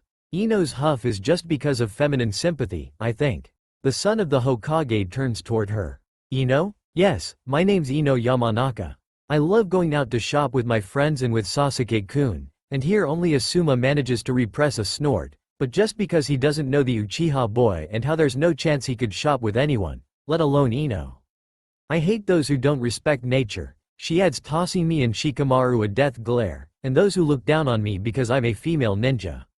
She nods her head, apparently content with her personal summary. Perfect, Asuma says. Now I want every one of you to introduce your teammates. What? Ino asks confused and I can't help but grinning. I knew that was coming. It's another one of the favorite games of the Hokage's son. It's simple. You have to give an honest and detailed description of Shikamaru and Naruto and they will do the same with you and each other. Asuma shows the girl a charming smile, the cigarette dangling from the left side of his mouth. You start, Ino. Why have I to be the one to start? She demands, uncomfortable, but the Junin just shrugs. Fine, she huffs. The girl looks at me, but then averts her eyes and positions them on the Nara boy. Shikamaru is the laziest person in the village, but I'm pretty sure even in the other countries he has not many rivals. She shows her tongue to him in a playful gesture. We know each other from when we were little, so I know it, she adds in a confidential tone, addressing to Asuma as if the Nara boy couldn't hear. For his part, the son of the Hokage only nods with a serious expression. He doesn't talk very much, but when he does he's annoying as hell. My father often dropped me by his family and I was always the one who did all the talking. There's a thing called silence, you know. Shikamaru grumbles, but Ino ignores him. When he doesn't sleep, he's always hanging around with Akamichi Choji, who is almost as lazy as him. But he at least talks a little more, even if with a mouthful of chips, she says almost disdainfully. Oh, and at the academy, he always ended up in trouble because he never did his homework. She decides to make clear her point as if it wasn't already. If something requires some kind of effort, then be sure you won't do it. Anything else? A good thing perhaps? Asuma asks, partly amused. Well, his fishnet t-shirt isn't bad, she admits, and everyone except Asuma rolls his eyes. The Junin, instead, nods his head and points at me. Now Naruto. Naruto. Ino begins uncertainly, without looking at me. She needs a few seconds before really start talking and I can't wipe a grin out of my face. Naruto is loud and annoying. He always pulls pranks on the villagers and shinobi, going way over the line. He too always ended up in trouble at the academy, but more for doing something stupid than for not doing homeworks. He tries to compete with Sasuke-kun, but he's not. She hesitates as she darts her blue eyes toward me, and I have to bite the insides of my cheeks not to laugh. She's clearly remembering me literally on top of the Uchiha boy not 30 minutes ago. Anyway, he can't do a basic jutsu like the henge to save his life. And have I really to talk about that awful orange jumpsuit of his? This time I can't help but laugh at her disgusted face, as I lean on the grass behind me. At least, she adds after a moment, eyeing my new blue clothes, he wears something decent today. Asuma smiles. We'll have to do something about that jumpsuit then, eh Naruto? He's trying to light up a mood there's no need to light up. He probably thinks Ino's words were hard. He should have been there an hour ago, when he called me, if I remember correctly, the dead last, the idiot, the loser Naruto. I'm not promising anything, I say with a grin of my own. Okay, Asuma nods. Your turn, Shikamaru. Have I really? The boy huffs. Yes, you have, the Hokage's son confirms in his deep voice, tilting his head to a side as if assessing him. The young Nara sighs, turning his attention to me. 2 days ago, my opinion on Naruto wouldn't have been much different than Ino's. A loud, annoying braggart who always pulls pranks surmised his character well enough. He stares at me for a long moment, letting his bored mask slip off his face. But now, I don't know. I'm not saying he's not a loud, annoying braggart who always pulls pranks anymore, but I think that isn't enough now. He showed different aspects of his personality overnight. He seems more mature, not to say stronger and more skilled. He did defeat Sasuke and Mizuki-sensei easily after all, although he had probably been underestimated by them both. And he got one of the best scores in the exam and the best one overall in the practice portion of it. I grin wolfishly at that, and I can see Asuma weighing me up with this new information out of the corner of his eye. You'll know how much I'm really strong soon enough, sensei. He also displayed some advanced abilities and knowledge. He adds, probably referring to my Kage Bunshins and my Grass Rasengan. It seems like he downplayed his skills until the Genin exam, but something is not adding up. His dark eyes try to bore into me, but my grin is immovable. He's a smart guy, that's for sure. Not that it was that difficult to smell something fishy in my latest behavior after all. I'm not exactly trying to lay low here. Very good, Asuma says, pleased with this last, gentler judgment. After another interested look at me, Shikamaru turns toward Ino, assuming a bored expression again. Not a good sign, I'm speaking from experience. Ino, you are annoying and talk too much, more so when you're around your precious Sasuke-kun. That obsession of yours and of pretty much every girl at the academy is almost more irritating than my mom waking me up early in the morning. You're a superficial little girl apparently interested only in dresses and boys. And you're often bossy and have a bad temper, which is a huge no-no in my book. He says all this almost in one breath and without pause.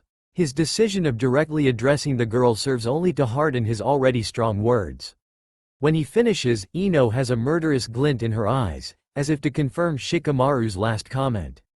Asuma-sensei rubs his temples with both hands, with an expression that clearly says, I had hoped this went better. I guess we could say his little games somewhat backfired. I'm pretty sure that despite I assisted and participated to this thing countless of times, this one is the harshest of them all. I can see stormy beginnings for Team 10. Your turn, Naruto, the Junin says, offering me a half-begging, half-discouraged look. I smile. Poor Asuma, he didn't see this start coming. But he should have expected it, at least partially. Kids are often brutal, sometimes cruel. They don't always understand or care for their actions' consequences. Fortunately for him, I'm not really a kid. Who should I start with? I ask to myself, tilting my head from side to side. Shikamaru has a bored expression, as always, while Ino has opted for a somewhat snobbish one. Women first, right? I fix my eyes on the young Yamanaka, and she stiffens visibly. Maybe not this time. I turn to the Nara boy and he eyes me almost sleepily. I could mix it up a little perhaps. I say thoughtfully, rubbing my chin with my hand. I miss my white beard a little. But I can't do anything about it. It won't appear before a long time. Okay, I say, making up my mind. I give all my attention to Asuma-sensei and start talking. Ino and Shikamaru are not as different as they might seem. My introductory comment isn't exactly well received, at least judging by the double, what? That comes from the two genins. Their attitudes certainly are, and those are what we all see most of the time. She's passionate, he's apathetic. She's bossy, he's passive. She's energetic, he's lazy, and so on. That is why they rub each other the wrong way so much. I can see Asuma is very interested in my statements, and very amused by all the sputtering the two are keeping on doing. He nods his head with a knowing smile as he puts out his cigarette and drops it into an opposite compartment of his Junin uniform. I so terribly don't want to know what unspeakable hideousnesses are hidden in there. But when things get serious, both are there, present for those they care about. Even for each other, yes, I add, turning to them when they try to deny it. They both exude self-confidence and leadership, each in their own different way. When they absolutely want something, they do whatever is necessary to get it. At the incredulous look from Ino to Shikamaru, I feel an explanation of that last point is needed. Think about what he's done at the academy, I tell her. He could have easily been the best student of our class in almost everything. Still, he chose not to stand out, and don't underestimate how difficult it is to hold back like that. Believe me, I know. I strongly hint that that's what I did as well, and Shikamaru and I received two stunned looks from the girl. Anyways, what I mean is that you are more similar than you think, and that both of you have what is needed to become a good shinobi of the leaf. I could have said something more specific. I know them very, very well after all, but there was no need, really. I already made my point, judging by the thoughtful silence that follows my last comment. Ino and Shikamaru are looking at each other with very skeptic expressions. Ino can be as stubborn as hell, and Shikamaru, while very intelligent and observant, is still a little kid. It will take more than just a few words from the dead last to make them notice and hopefully accept it. Very good, Asuma-sensei says, standing up. Now that we know each other fairly well. And here our incredulous looks prompt him to add, for a starting point. We can pass to something else. He dusts his green vest before looking at us with a smile. I want you to show me your best shot. Ninjutsu, taijutsu, genjutsu, you choose. I want to see the thing you feel the most proficient in. He looks around with an approving expression. I think we have enough room here. I stand up and offer a hand to Ino. She takes it after a moment and I help her on her feet, while thinking what to do. For a moment, I ponder the idea of showing Asuma the complete version of the Rasengan, but then settle for my Kage Bunshin no Jutsu. It's definitely my favorite move, if not the one I'm the most proficient in, and it is effectively important to me. There are others, many others, as well, but this one will be impressive enough. I see my two teammates hesitate, so I decide to start for first. Asuma-sensei, may I? Go on Naruto. I hope you're going to show me your infamous Y no jutsu I heard so much about, he says smiling. I'm oh so gonna wipe that smile off his face. I was ready to hold back a little by making the seals and letting smoke and sound make an appearance, but that grin of his made me change my mind. My grin is much wider when, a second later, thousands of Naruto appear everywhere around us, every one of them yelling a loud, "Oi!" That deafens me as well, despite I knew they would have done that. Neither smoke nor sound anticipated their coming and I performed no seal at all. All this without breaking a sweat. The nearest clone to Asuma pats him on the arm when he sees his completely stunned expression, and the Junin makes a double take. Ino's and Shikamaru's expression are not that different, all with their open mouths and wide eyes. I laugh, and when I say, I mean every I there, with another deafening, not to say eerie, result. Naruto. Are they cage buncheons? Asuma asks me, the very me, stammering less than what I expected. He starts touching some of the clones to test their solidity and much to his surprise and delight, everyone he touches is solid indeed. Yeah, and I can do a lot more, I say, and each Naruto nods his head in agreement. Ino and Shikamaru still have their mouths open as they look at the multitude in front of them. And behind them, and to their right and left. I smirk. So, what do you think, sensei? He turns toward me slowly, showing me very wide eyes. He lifts a hand, palm to me, as if to stop me or shut me up. He starts searching in one of his chest pockets and soon enough produces a cigarette package. He takes one from it, puts it between his lips and lights it up with a hand gesture. Then he takes a long drag, exhaling very slowly, eyes closed. When he opens them again, he reveals a serious expression on his face. Not bad, he says in a bored tone, and I burst out laughing. He smiles too after a moment. Dispel them so we can continue. There's too little room now. I chuckle again as my cage buncheons disappear, again without producing neither smoke nor sound. Asuma shakes his head disbelievingly. Ino, let's see what you got. Oh. Sometimes later, we all are dining at Mitsuruka's, a place I grew accustomed to in some of my past lives. The owner, a 40-years-old man who is now glaring at me from behind the counter, has a daughter I married a couple of times, 7, I think. Maybe the man can sense the danger. The girl, Karina, is serving at the tables. She's already very pretty at 13, and she's glancing now and then at my whisker marks with an interested expression. I thank her with a sweet smile when she puts my grilled steak in front of me. You already hit on her, eh Naruto?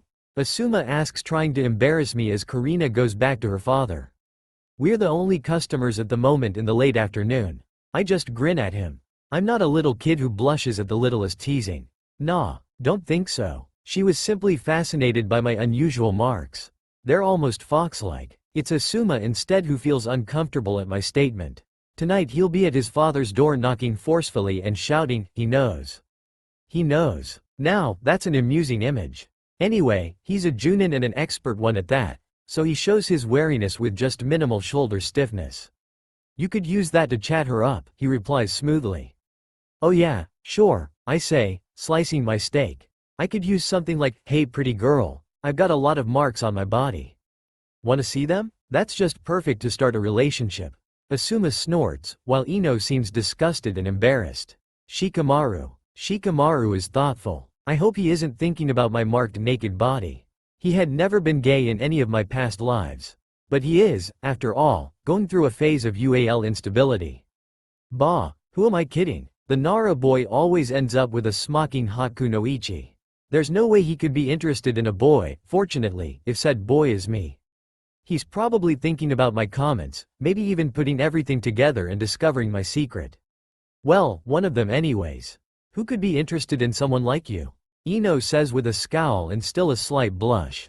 Hey, not everyone likes dark-haired brooding boys, you know? Who doesn't like pretty blue eyes and golden locks of hair? I exclaim, rolling a blonde curl around my finger and batting my eyelids at her. And what about a sunny, not to say funny, attitude? Well, not me, she shouts, blushing furiously and averting her eyes. Really? I keep on teasing her. Still, you should know blondes have more fun. Her sputtering is interrupted when Karina comes back with 2 bowls of sauce. I smile at her. Thank you very much, I say, and she smiles back. She has the cutest dimples. You're welcome. Sorry. I stop her as she's starting to step away. She turns around and tilts her head to a side. I just wanted to say you're very pretty when you smile. The cute blush that creeps on her cheeks is the only comprehensible answer I get as she stammers something before bolting to a door and out of sight. The shocked silence at the table prolongs for some seconds. What? I say finally with a grin, and Asuma starts chuckling. Oh my, they gave me a wannabe Casanova. You were flirting, Shikamaru says with an almost disgusted expression. I guess he didn't hit puberty yet, for him to react like this. Or maybe, he really is gay. At least, he isn't feigning boredom anymore. I was just complimenting her. That has always been my line of defense, in every one of my lives. I admit it can have some flaws, but I like it. Ino is sporting an unhealthy angry red on her face, and she started eating her meal with a dangerous forcefulness. She wipes her plate way before me, and that's really an accomplishment. Want some? I ask her, pointing at my plate and trying to ignore the death glare coming from the restaurant's owner not too far away. The steak is really good. Ino, you should eat some. Her plate was just pathetic. 2 carrots, a potato, and a mountain of vegetables. Mine is overflowing with delicious meat and sauce, and I already gobbled down a lot of appetizers she barely touched.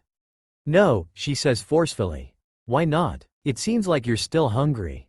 I said no. I have to watch my weight, she answers, scowling. I frown at her. That's one of the most idiotic things I've ever heard, and I heard some quite idiotic ones, especially coming from my own mouth. What? The girl half snorts, half yells in an unladylike sound. At least she's also amused and not just mad at me. Never mind, I say, waving dismissively with my hand. Do whatever you want. It's your body after all. Asuma decides to change the subject as soon as possible. So, as I already said, tomorrow we'll start taking missions, the Hokage's son says in his deep voice. We genins nod our heads, Ino after a last moment of grumbling. They'll be boring ones at first, he continues with an annoyed expression, but with time we'll get something more serious. The missions will help us understand how to work as a team and what to expect from its every member. I want you to think about today, about what your teammates did and said, and try to somewhat reconcile them with your own abilities. I already did that using way more information than just what Ino and Shikamaru let out today.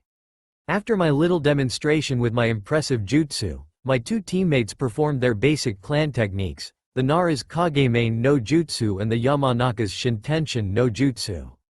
Both are very useful already, but when they'll learn something more advanced, it will be even better. After that, Asuma made us spar against each other to see how our taijutsu was. Even with my weights on, I had no problem at all against them, but I was positively surprised by Ino. The girl is fast and agile, and when she'll start using chakra to improve in both, she'll be a force to reckon with. Shikamaru held back a little as always, and even a mild beating from my part couldn't motivate him enough to give his best. Asuma gave pointers here and there in his usual gentle way, and soon enough he called a halt and took us here to dine. I'm glad I was assigned to this team. I see great potential and possibilities in you. If you play your cards right, you'll be chunins in no time. We just made genins, Shikamaru groans. He's clearly thinking about what a pain it would be to take another exam. Asuma just shrugs before returning to his plate. Some food, conversations and cigarettes later, we are ready to go. After a little more of flirting from my part, we exit the restaurant, leaving behind a fuming father and a blushing daughter. You're shameless, Naruto, Shikamaru says, shaking his head. We're still in front of the building, under the yellow light of a street lamp. I feign annoyance. Again, she was kind and I just complimented her. If you had complimented her kindness instead of her chocolate eyes, then I could have believed it. Whatever, I say, shrugging and turning to Asuma. What now, sensei? Now? He asks, lighting up another cigarette. He then pumps a fist in the air cheerily. Now it's bedtime. Shikamaru and Ino roll their eyes, but I mimic the Hokage's son playfully. Yay, he chuckles one last time. No, seriously, get a night of rest. Tomorrow we'll work hard on training and missions, so you'll need a full dose of sleep. He starts walking away. See you at 7 in front of the Hokage Tower. Night. He disappears behind a corner, leaving us in silence. Shikamaru puts his hands in his pockets and start walking in the opposite direction in a not-so-different manner than our sensei. But from a midget without a cigarette it hasn't the same cool effect. Of course, he doesn't care at all and that makes him cool. See you then. Bye, Ino and I say in chorus. So, I turn toward her. I'll accompany you home. She's shocked for an instant. You don't have to. No, I don't, I agree, but it's a beautiful night and I like walking very much. Well, I don't live far from here. Are you sure? Yes, let's go. We walk side by side without talking. She seems embarrassed, but I'm really enjoying the fresh air and the silence. We reach her house, the first of a large complex all owned by the Yamanaka clan, and I accompany her till the front door. She fumbles with the keys for a while, her back to me, before turning around. Thanks, she says looking at her feet. I smile at her, starting to step away. No problem. Good night. Night. I watch her enter the house before going back to the street. Oh, I'm running lightly through the woods near the south gate of the village, jumping back and forth between the tree's branches and the ground with a slow pace. I've been followed for 2 minutes now, but I almost reached the perfect spot. There, I see it already. I enter the clearing 5 seconds later. It's fairly big, wide, with just a lonely tree roughly in its middle. I slow down to a stop at a few meters from its trunk and wait for about a minute. Then I turn to my left and look between the bushes and right in a dark pair of eyes, now widening in shock.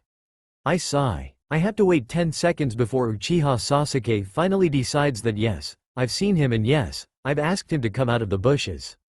The boy steps hesitantly away from the shadow of the trees and enters the clearing. I watch him as he walks under the moonlight and in front of me. He's tense. Not a ready to attack kind of tense, more like a what the hell am I doing here? What do I do now kind. I let out a contented sigh as I plop down with my back against the lonely tree in the middle of the clearing. I lean my head against its trunk and for a moment, I just sit there with my eyes closed, breathing in all the wonderful smells of the forest. Did you catch a bell? I asked turning to the boy and looking into his eyes. I'm honestly curious. I know he and his team passed, they always do, but the dynamics are often very different. He startles a little, not having expected the question, and then regards me annoyed. No, he grunts looking away. You? I shake my head. No, our sensei didn't test us that officially. Then, why did you ask if I got a bell? He demands suspiciously. How did you know? He could have asked. I know Kakashi very well, I say smiling a little while remembering something of the past about the silver-haired ninja. Konoha's secret technique, 1,000 years of pain, is simply an undeletable memory in my mind, even though I only experienced it firsthand during my very first life. I resist the urge to rub my butt as I continue. Did you try and work with your teammates? Sasuke just looks at me with narrowed eyes before finally sitting down at a couple of meters from my tree. Not really, he then says. The girl tried to follow me, but she just ended up under a genjutsu. I snort with more annoyance than amusement. The girl has a name, Sakura, you know? I tell him shaking my head. Anyway, if you really had teamed up, you could have stood a chance. He grumbles something incomprehensible, maybe agreeing with me. We remain in silence for some minutes. My head is now turned upwards to the clear dark sky. Many stars are visible behind the tree leaves rustled by a cold wind, and I find myself almost open-mouthed in font of that sight. I sigh a little as I notice Sasuke isn't watching it at all. His gaze is fixed on me instead. I tilt my head to a side as I look into that dark pair of eyes. Why not? I ask myself. I never did it so early, just the second day of my new life. Except in those where I really didn't care about anything and anybody.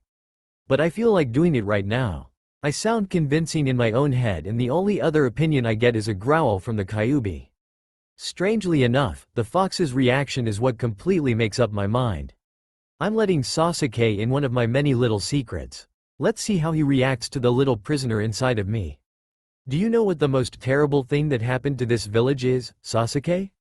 The boy furrows his brow, but before even he himself realizes it, I recognize it as a stupid question to ask him. No, don't answer that, I say raising a hand.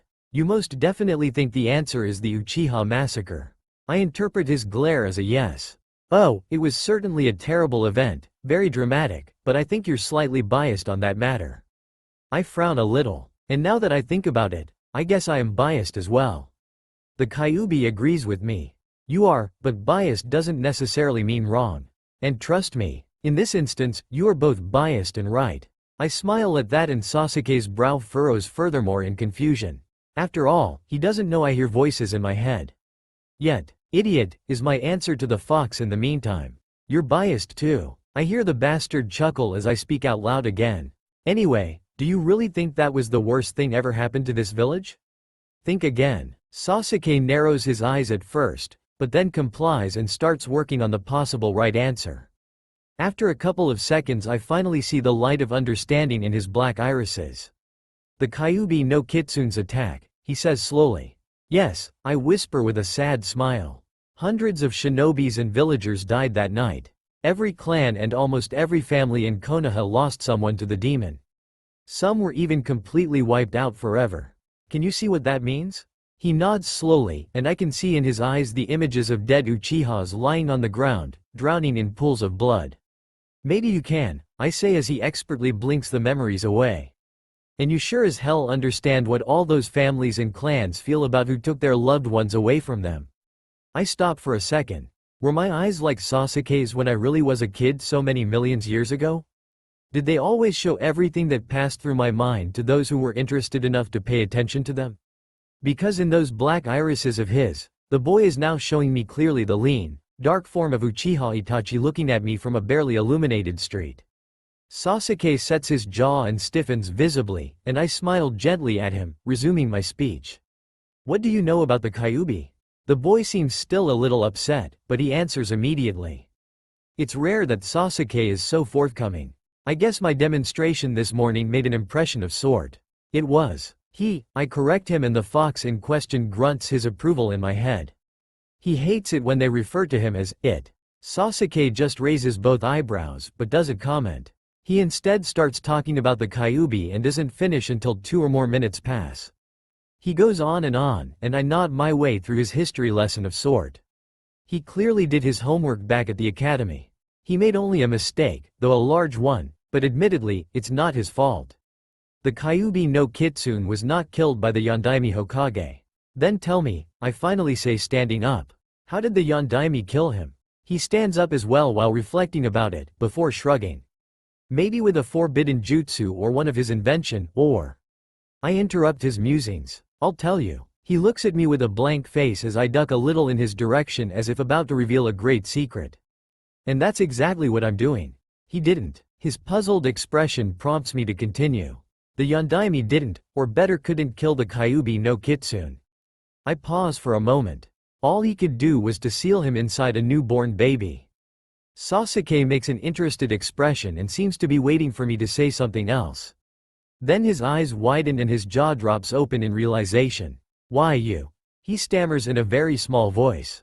I nod grimly. Yes. The Yondaime sealed him inside me at the cost of his life, and the Third ordered that no one who didn't already know was to be informed about it. What I just told you is an S-class secret. There's a specific law that prohibits anyone from revealing it. I'm the only person in this village who can, and you are the first person I told. I say seriously as he plops down again, continuing to look up at my face, stunned. Yes, I say, sitting next to him and looking up at the beautiful sky. That's why everybody hates me so much. After a couple of seconds, I turn towards Sasuke again, and find him more composed, if a little wary. I grin internally. Oh boy, the Kyuubi sighs and I can picture him rolling his huge red eyes. Here it comes. I meet Sasuke's dark, shocked eyes, and with a sad smile on my face, I say the sentence I always use when I reveal this secret to the Uchiha boy. A sentence that annoys the fox to no end. I'm everybody's Itachi. Yes, I'm a little drama queen. Ooh, we talk for nearly 2 hours. Sasuke takes everything in relatively well. I'm a little creeped out that the first thing he asked me was if I could let the Kyuubi out, but for the most part the conversation went like it always does. The fact that Sasuke is more than a little self-centered always helps. Yes, Uzumaki Naruto has a great secret and a great problem. But it's his secret, it's his problem. Sasuke doesn't really care all that much if those things don't affect him much. His last statement on the matter is self-explanatory. So this is why you beat me, he says, and I frown. Partially, yes. Partially? I answer his growl with a chuckle. That's more to it than what I told you, I continue grinning. But that's a story for another time, I think. The boy grumbles for a while, but then seems satisfied, partially at least. We part ways soon after that. Ooh, the sounds of the forest keep me company as I walk home, lost in my musings. I'm a little sleepy, but I can't wipe this stupid grin off of my face. Who would have ever thought it would go this well? Sure, it took a little while, but in the end, the Uchiha boy accepted my dark secret very calmly. Maybe I should start each of my new lives like this, by revealing the presence of the Kyuubi inside me. Maybe there's no need to hide that secret at all. Whatever, I'll think about it when the time comes. I step out of the woods and into a street. It's still fairly early, maybe 9 or 10 o'clock, and the village is buzzing with activity. I bow my way through all the glares and sneers, and reach my apartment's building. I immediately feel them on both sides of the street and beyond the main door I'm reaching. They're concealing their presence, but not enough for me not to sense them. They're many and they're Anbu, and that means there is someone important in the immediacies. My money is on the Hokage in my apartment. I don't hesitate in the slightest, thus avoiding alerting them, and go up the stairs, soon finding myself in front of my door. I'm about to unlock it and enter when I finally sense his presence beyond it. The Sandaime is clearly the best shinobi of this village. I very much doubt anyone else could have concealed himself this well from me. And he probably isn't even trying that hard. I pause for an instant before smiling behind the solid door. It's about the only solid thing I have in my apartment. Let's just say it's a necessity. Hey Oji-san, are you here to finally give me my hat? I ask right as I open it and step in. The Hokage's expression is priceless, even if it lasts for barely a second before his features go blank and then gentle again. I grin cheekily at him, closing the door with my foot. I'm afraid it's still a little early for that, Naruto-kun. He answers, checking me intently in my new clothes. Yeah, no orange there, old man. The Sandaime is sitting on my battered sofa in all his Hokage self. The robe and hat are there, and so is his game face. I guess this is a business visit after all. Let's act properly then. What can I do for you then, Hokage-sama? I ask seriously, and both his eyebrows rise a little at the unusual form of address, unusual coming from me. Then he chuckles a little, but I can see wariness in him now. Why don't you sit down here? He says, patting the pierced cushion next to him. I want to talk with you about something. I comply, feeling a little uncomfortable. Asuma already told him that I probably know of my furry prisoner, and this conversation can be very important for both our lives. I hope he's willing to take a couple of steps in my direction, because I'm willing to do it in his. I break the awkward silence first. I'm glad your son is my new sensei. And I'm glad to hear that. The Hokage smiles, visibly happy about that. He told me your team is very good and he is excited about teaching you. He was particularly impressed by your knowledge of the Kage Bunshin no Jutsu and by your proficiency in it. He nods his head at me in a little bow of sort. And I am as well. It is an A- ranked jutsu after all and very difficult to master. He pauses for an instant. Where did you learn it from? I duck my head a little, twisting my hands in nervous gestures and looking appropriately guilty. I sort of took that big scroll in your house. I'm sorry. I bet my contrived expression is painful to just watch it, on this cute little face of mine. Naruto, the Hokage chastises me, half angry and half shocked. I continue to play the part of a guilty 12 years old as the old man recomposes himself. I meet his eyes and let mine water a little. I'm really sorry, but I always put everything back in its place and didn't damage anything, I swear. The Sandaime opens his mouth in shock. Everything? He stammers a little. Naruto, how many of my scrolls did you read? I look away, apparently ashamed, and I actually feel a little ashamed for lying to the old man like this. Everyone I could find. I whisper in a very small voice. This time it takes a little longer for the Hokage to shout my name, but he does it in the end. Naruto. I'm utterly shocked. He takes a deep breath. How did you do that? What follow are a long and detailed description of my stealth capabilities and tactics, and then an even longer and more detailed list of all the jutsus I learned thanks to them. I had made Hokage in many of my past lives after all, and those big scrolls became mine eventually. All the paperwork and filing I had to do during my Rokudame or sometimes Godem days come in handy as I list down jutsu after jutsu. The Kyuubi's supernatural memory is especially helpful, but I check his reminders carefully before offering them to the old man. The fox isn't exactly the most reliable source, and it wouldn't be the first time he tried to screw me somehow. Sure enough, the bastard lists down a genjutsu that I know can't possibly be in the Hokage Tower at this time. I avoid mentioning it to the Sandame, as well as a couple of other jutsus I'm not really sure about. I internally growl at my prisoner and he cackles at me, not really disappointed in not having succeeded.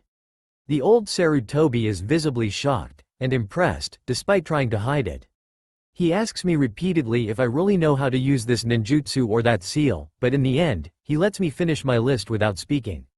Still, I can see him carefully registering everything I'm saying. The following silence lasts a lot longer and is a lot more awkward than any of the previous ones. The Hokage looks at me completely expressionless. I can't read anything that is going through his mind, though I can probably guess. He then surprises me. He grins. A real grin. Then he chuckles once. A second time. A third. What the hell? I grin too, more confused than anything else, but I repeat it. What the hell? Naruto, the Hokage uses my name with a different tone this time. Amusement evident in his voice and features. I'm really impressed. I'm sure I should probably be lecturing you right now, telling you that what you did was wrong and dangerous, but I find myself unable to. I cannot help but being proud of you. He pauses, his eyes bright as I smile at him, scratching the back of my head, a little embarrassed. Then, looking up into his old eyes, I see a flash of something. An image, vanishing as quickly as it had appeared, of a blond boy trying to sneak away with a couple of scrolls in his arms. It's just an instant before that flash backs again deep into the Hokage's eyes, but it was long enough for me to recognize the boy. My smile widens hugely at the failed stunt of one Namikaze Minato, Yondaime of Konoha, and my father. Thank you, Oji-san, I say, more than a little happy. It's always good to learn something new about your parents, especially when it's also something funny. You're welcome, the Sandame answers with something very akin to affection in his voice. But know that I'll increase the security on those scrolls, maybe even moving them somewhere else, so I expect you to be at least more challenged in reaching them. I chuckle. I don't think I'll have much time for that anyway. I'm a genin now, I say, puffing my chest exaggeratedly. Yes you are, the Hokage agrees, smiling. We talk for a long while. He asks me about my team and sensei. I ask him about missions and jutsus. He asks me about Iruka and my exam. I ask him about Mizuki and his arrest. Small talk between shinobis, in short. We know the juicy topic is another one, but we both are content with circling around it for the time being. Still, that's just postponing the inevitable. And in fact, Naruto, he starts, sighing, I didn't come here to talk about this, nor about your knowledge of advanced jutsus you should not have known. I smile at his last little jab before getting serious again. Is it because of what I told Asuma-sensei at dinner? There is a long silence before he answers. His last hopes about me not knowing are slowly vanishing. Yes. Is it because I know the Yondaime sealed the Kyuubi no Kitsune inside me? The Hokage here lets out a shuddering breath, clasping his hands on his lap tightly. Yes. I smile sadly at him. If you're worrying about me, Oji-san, don't. Please. I'm okay. I've known for a long while. Longer than you can imagine, old man. How did you find out? He asks me softly, and I come up with a credible lie real quick. Well, not really. I already used it countless of times in the past. I overheard two villagers talking about your law, I say, hesitating a little. And then I remembered all those times someone shouted at me, called me monster, or demon, and I understood why. You are not a monster, Naruto, the Sandame tells me forcefully, putting his hands on my shoulders and turning me to face him completely. Nor a demon. You are a good boy and now a shinobi of the leaf. The steel in the Hokage's voice and eyes is moving, really.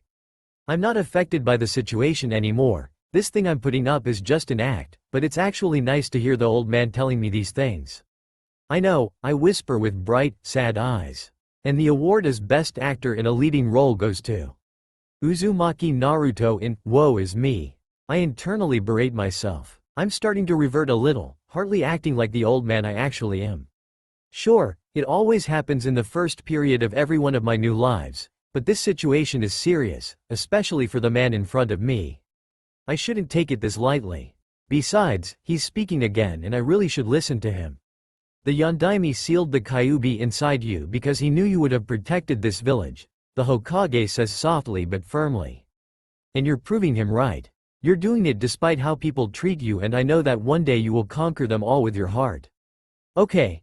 Now things are starting to get a little too sappy and saccharine for my tastes.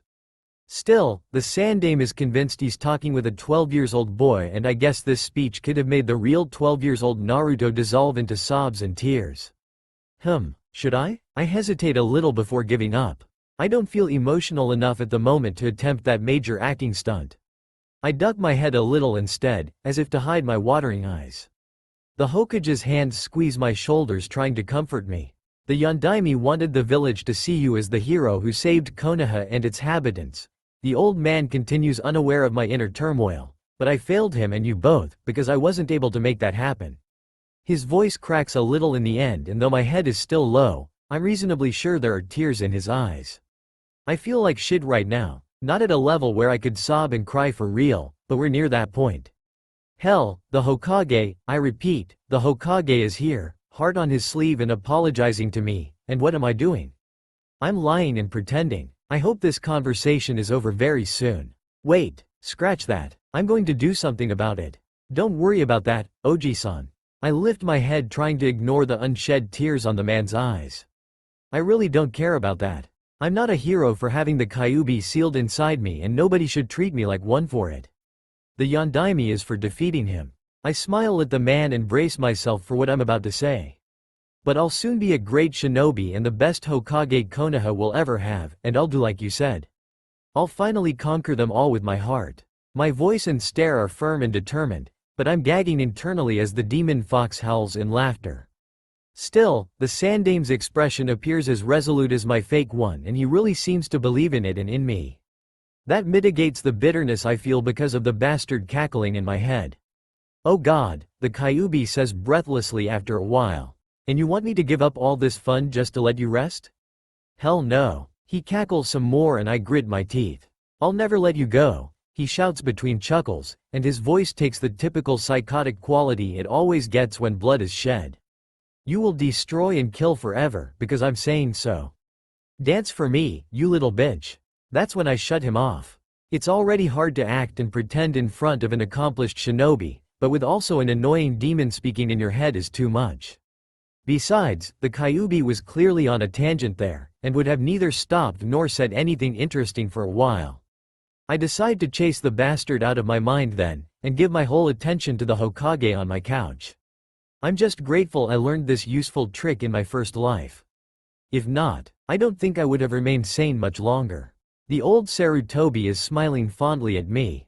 I feel better now that I know there is someone capable to take my place when the time comes. Yeah, I say, and my cheeky grin can finally return to my lips. You're covered there, Oji-san. Don't worry. The conversation goes on for a little longer. The Sandaime tells me everything he knows about the seal on my belly and its effects on my body and growth. He leaves a couple of holes about why the Yondaime chose me and who my parents were. He doesn't exactly lie to me. He just swims far away from those particular topics.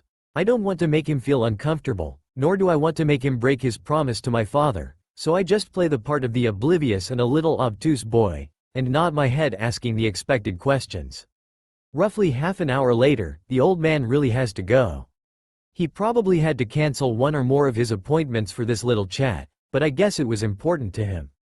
He stands up, stretching his legs and spine like I often did just 2 days ago. I can sympathize with him greatly as he grimaces at the popping sounds of his joints.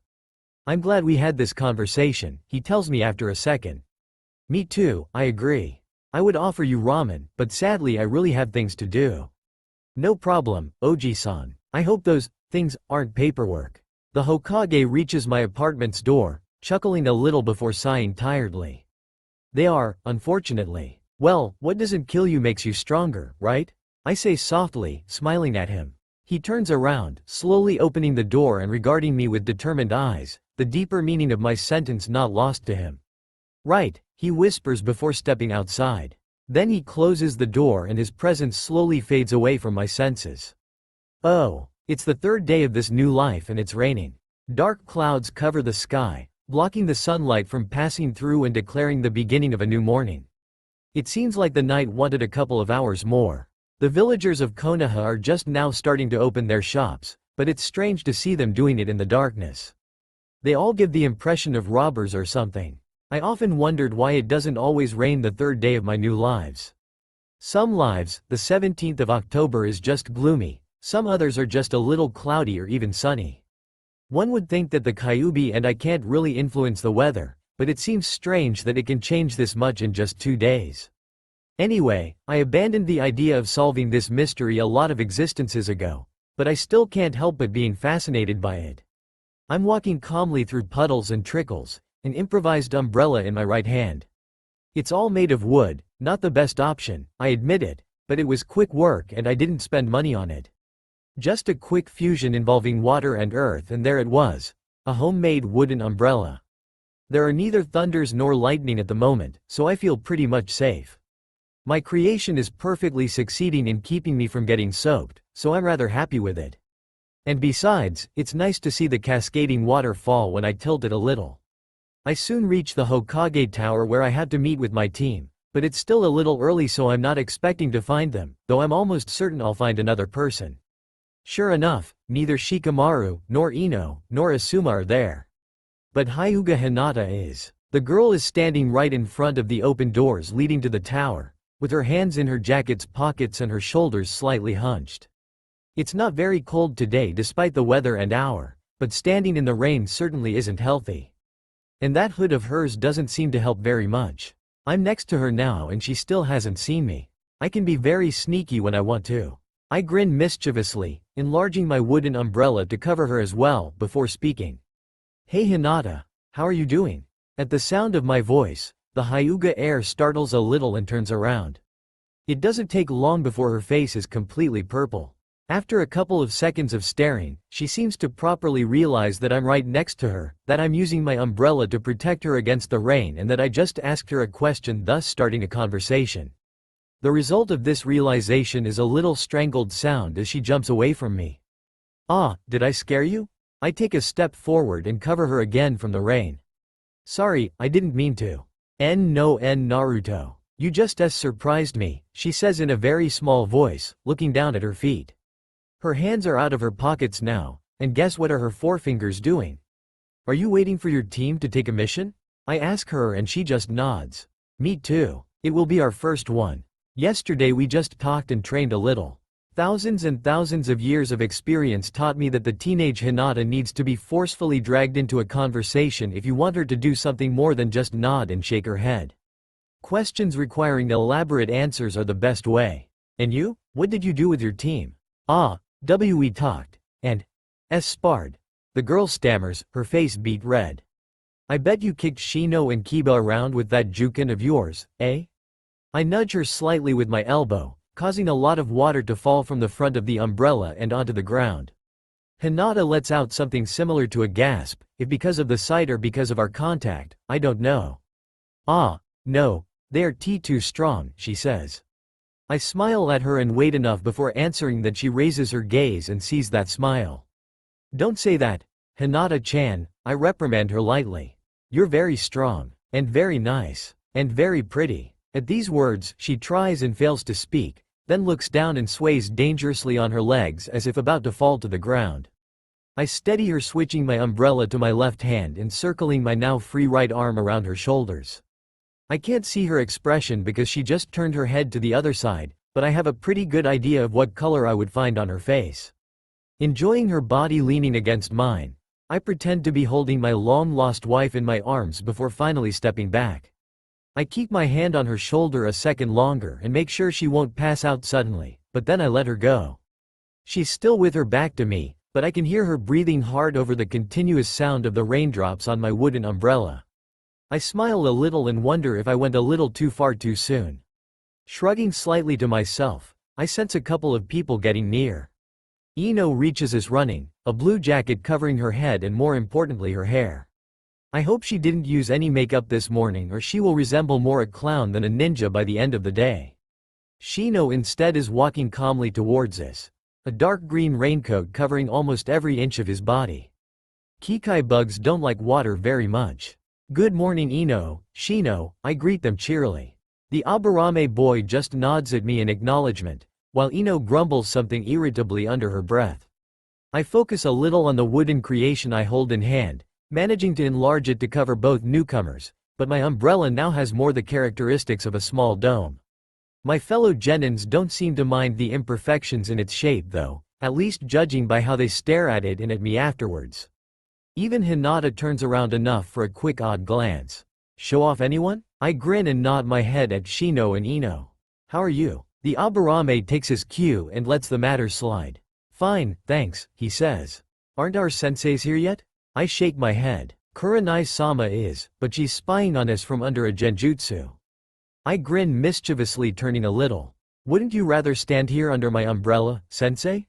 A couple of seconds later, after a little burst of smoke and a quiet poof sound, where once was only the gray wall of the Hokage Tower, now there is Yuihi Kurenai, looking rather impressed. Thank you, she answers softly, respectfully greeted by all us genins, as she moves under the protection of my dome.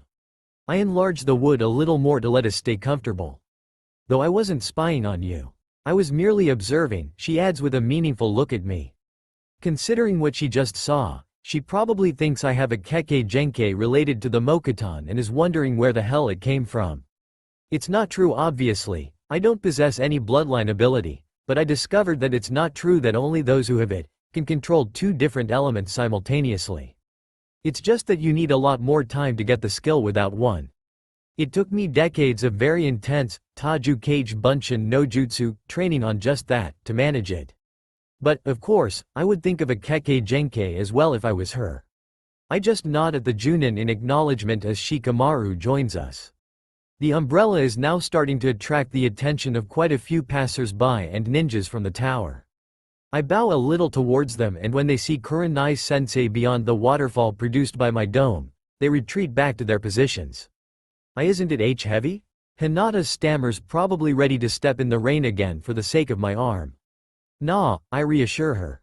It's just wood. I knock on the handle with my free hand. So you're practically holding a mushroom-shaped tree with one hand, Shikamaru says, knocking on the handle himself. Yeah, but it's hollow here. I point at the concave part of the dome above us. Hi Shikamaru. He just waves lazily with his hand at my greeting. I don't know how he is capable of that, but absolutely everything he does looks lazy. We talk for a couple of minutes more, before Kiba and then Asuma join us in short order. What's this? The Inuzuka asks, eyeing my umbrella.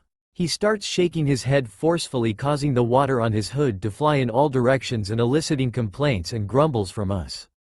Akamaru on his head just barks twice in amusement.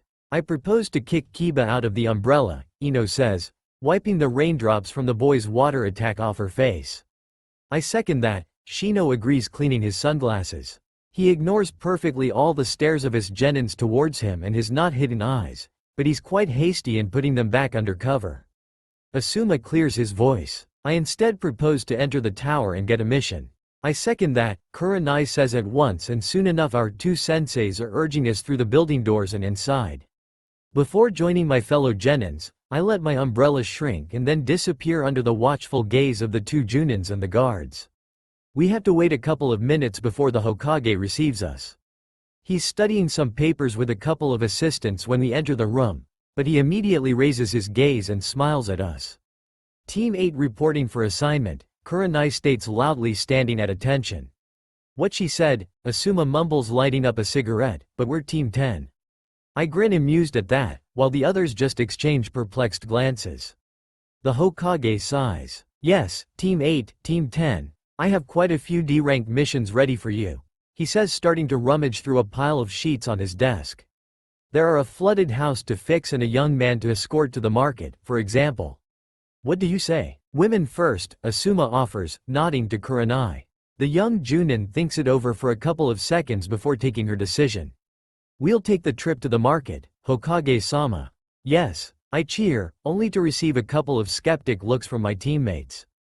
Then we'll take the flooded house, Asuma agrees. After the proceedings are executed, strangely enough, it's the time necessary for the bearded ninja to smoke his cigarette. We're out of the tower and in the rain again. Team 8 soon walks away in the opposite direction than the one we have to take, Hinata shyly glancing back at me once. Very well, Asuma starts. The house is in the 10th district. We'll go there running. It will be a good warm-up. He doesn't wait for an answer and instead begins jogging away immediately. When he's sure we're following him, he starts his lesson of sword. Okay, anyone of you has any idea to suggest for this flooded house? Naruto, you seemed pretty happy with this assignment. The two genins running next to me want to hear it as well, but I certainly cannot tell them I remember completing this mission in countless of my past lives and having a lot of fun doing it, right? Well, first I didn't want the other assignment available, I say with a frown, and that's not a lie. It's boring as hell, and the young man to escort the Hokage talked about as an annoying brat I would prefer not to meet ever again. Then I thought that with all this rain, we'll be soaked to the bone by the end of the day anyway. And on top of it, I take a brief pause to let my enthusiastic grin make an effect. If whoever is suffering from this flooding has decided to actually pay for some ninjas to take care of it instead of doing it himself, then the house condition is probably that of a freaking swimming pool. There is a moment of puzzled silence before Shikamaru speaks up. And that's a good reason to take this mission because he prompts me and I frown at him. Hello? I said, swimming pool. Water probably at waist level. That means calf level to me. Asuma interrupts my excited speech with a jab against my height. You don't even know if we're talking about water here, Ino adds, shuddering exaggeratedly. And the only thing I like about swimming pools is sleeping at their borders under the sun. Thing I won't be able to do during this assignment, Shikamaru finishes lamely. Fine, I shrug at them with a tight smile. Complain all you want, we'll see who was right in a couple of hours or so.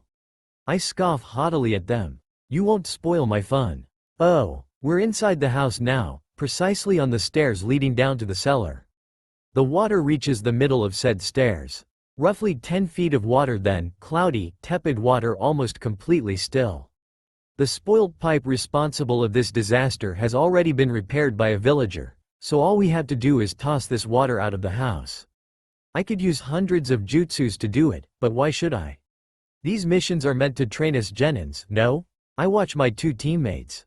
Shikamaru seems annoyed and Ino is looking down at the gray waters with a horrified expression.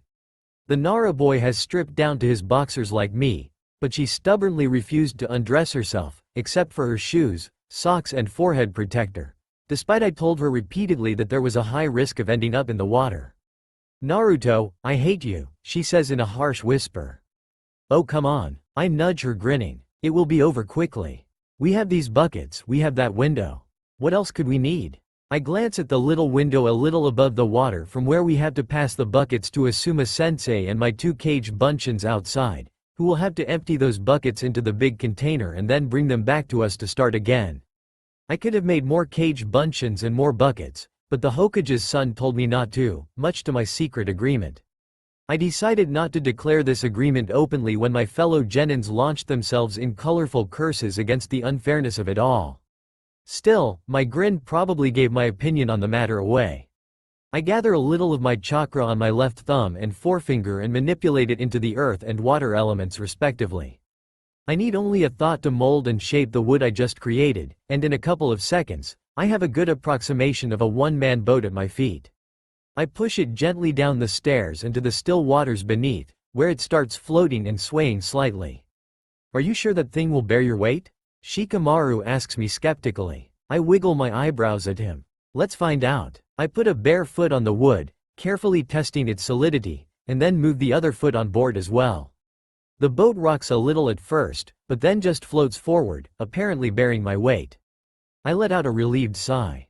I still wasn't completely sure if I had made its keel thick enough. Okay, it seems safe. I'll make your own now. When I finish, Shikamaru steps tentatively on his boat, followed even more tentatively by Ino. Now, buckets in hand, I'm making my wooden creations move towards the window on the other side of the cellar. Making the water pass from that little opening will be definitely faster than carrying it through the house itself and then its yard. It's a shortcut and the boats are just a tool to get us to that shortcut. I, of course, could have simply walked on the water, but I didn't reveal this little thing to my team yet. Are you ready in there? One of my clones shouts from outside. I can see his stupid face from where he's crouched down in front of the open window. We're coming, I grumble at him. The first 10 minutes go by very smoothly. We fill our buckets, give them to Asuma and my clones one by one. The window is not very large, and then we get the wooden buckets back again and repeat the process. I left my weights on the stairs with my clothes when we undressed, and now I feel like I could move a mountain and reach the faraway village of the mist with just a jump. I'm practically bursting with energy, and I would work even faster if I could. Shikamaru and Ino seem to have no problem either, despite the boy's thin body and the girl's tiny arms. They're ninjas too, and they trained to become ninjas for a lot of time, but apparently, running away from angry mobs and partially living into the wild are a better way to gain a muscular body, because mine is by far more defined than theirs. Or maybe, having a fox demon inside your belly is to thank for that. On a side note, I caught the Yamanaka girl staring at my body thrice already, and the last time, when she noticed that I had noticed, she blushed furiously, almost falling in the waters as she immediately turned around on her boat and making it rock wildly. Anyway, we're progressing quickly now, judging by how the level of the water is visibly lowering. Sadly, the window will be out of reach soon, and guess what will happen then?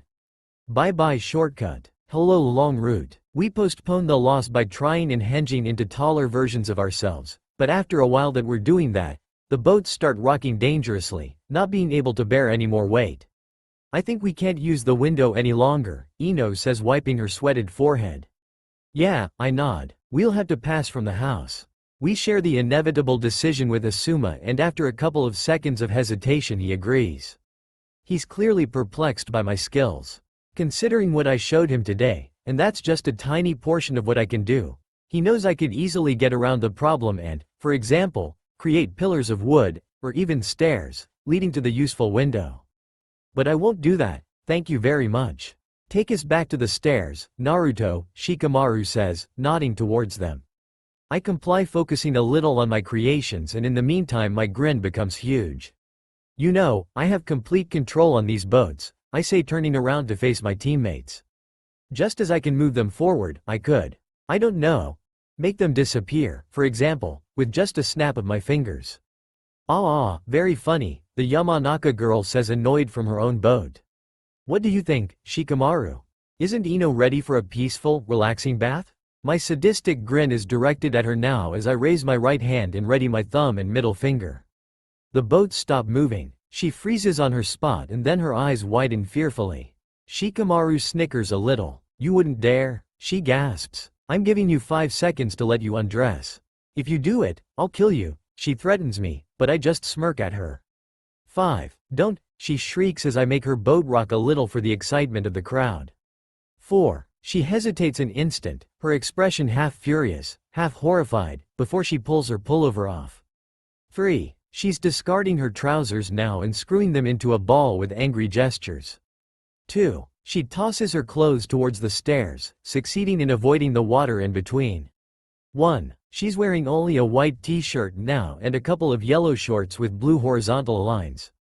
She has nice legs for a 12-year-old girl, but her hasn't grown much yet.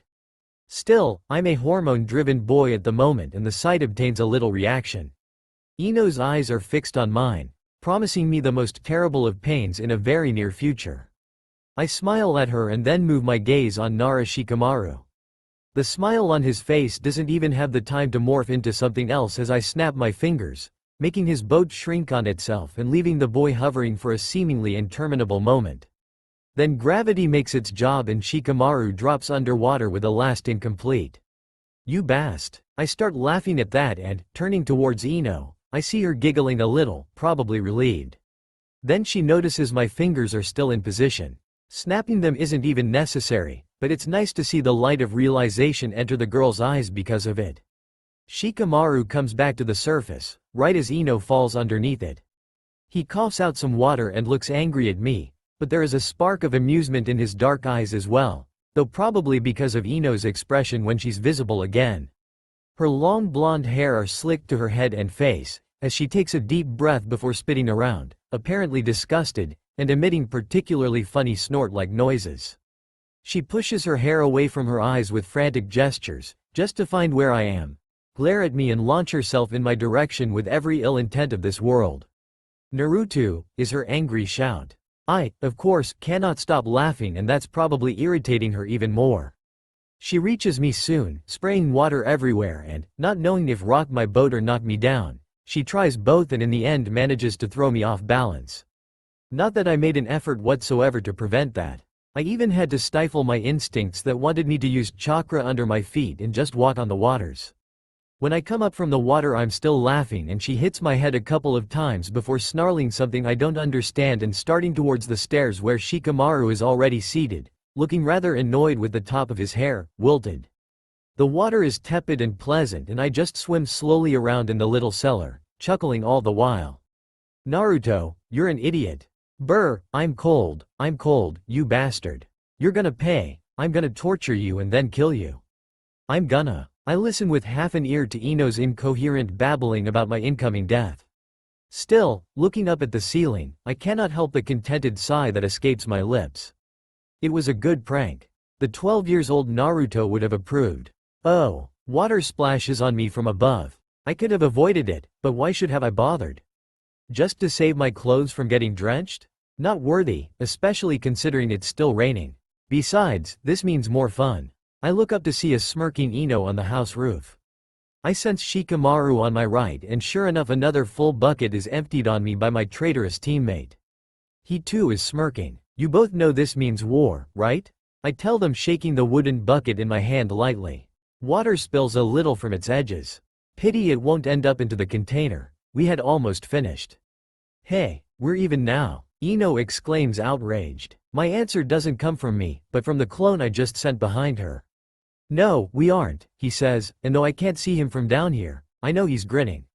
I enjoy Ino's shocked expression for a moment, before turning to a still smirking Shikamaru. His shadow tries to trap me a second later, but I just jump away from it. Start undressing again, Shika, I say with a grin of my own, raising my bucket a little as a girly shriek resonates from the roof. This is all for you. Oh, if there is something Asuma is really good at, that's creating bonds. Not that he's a shabby teacher or ninja either, not at all. But he's simply on a league of his own when it comes to establishing or helping relationships.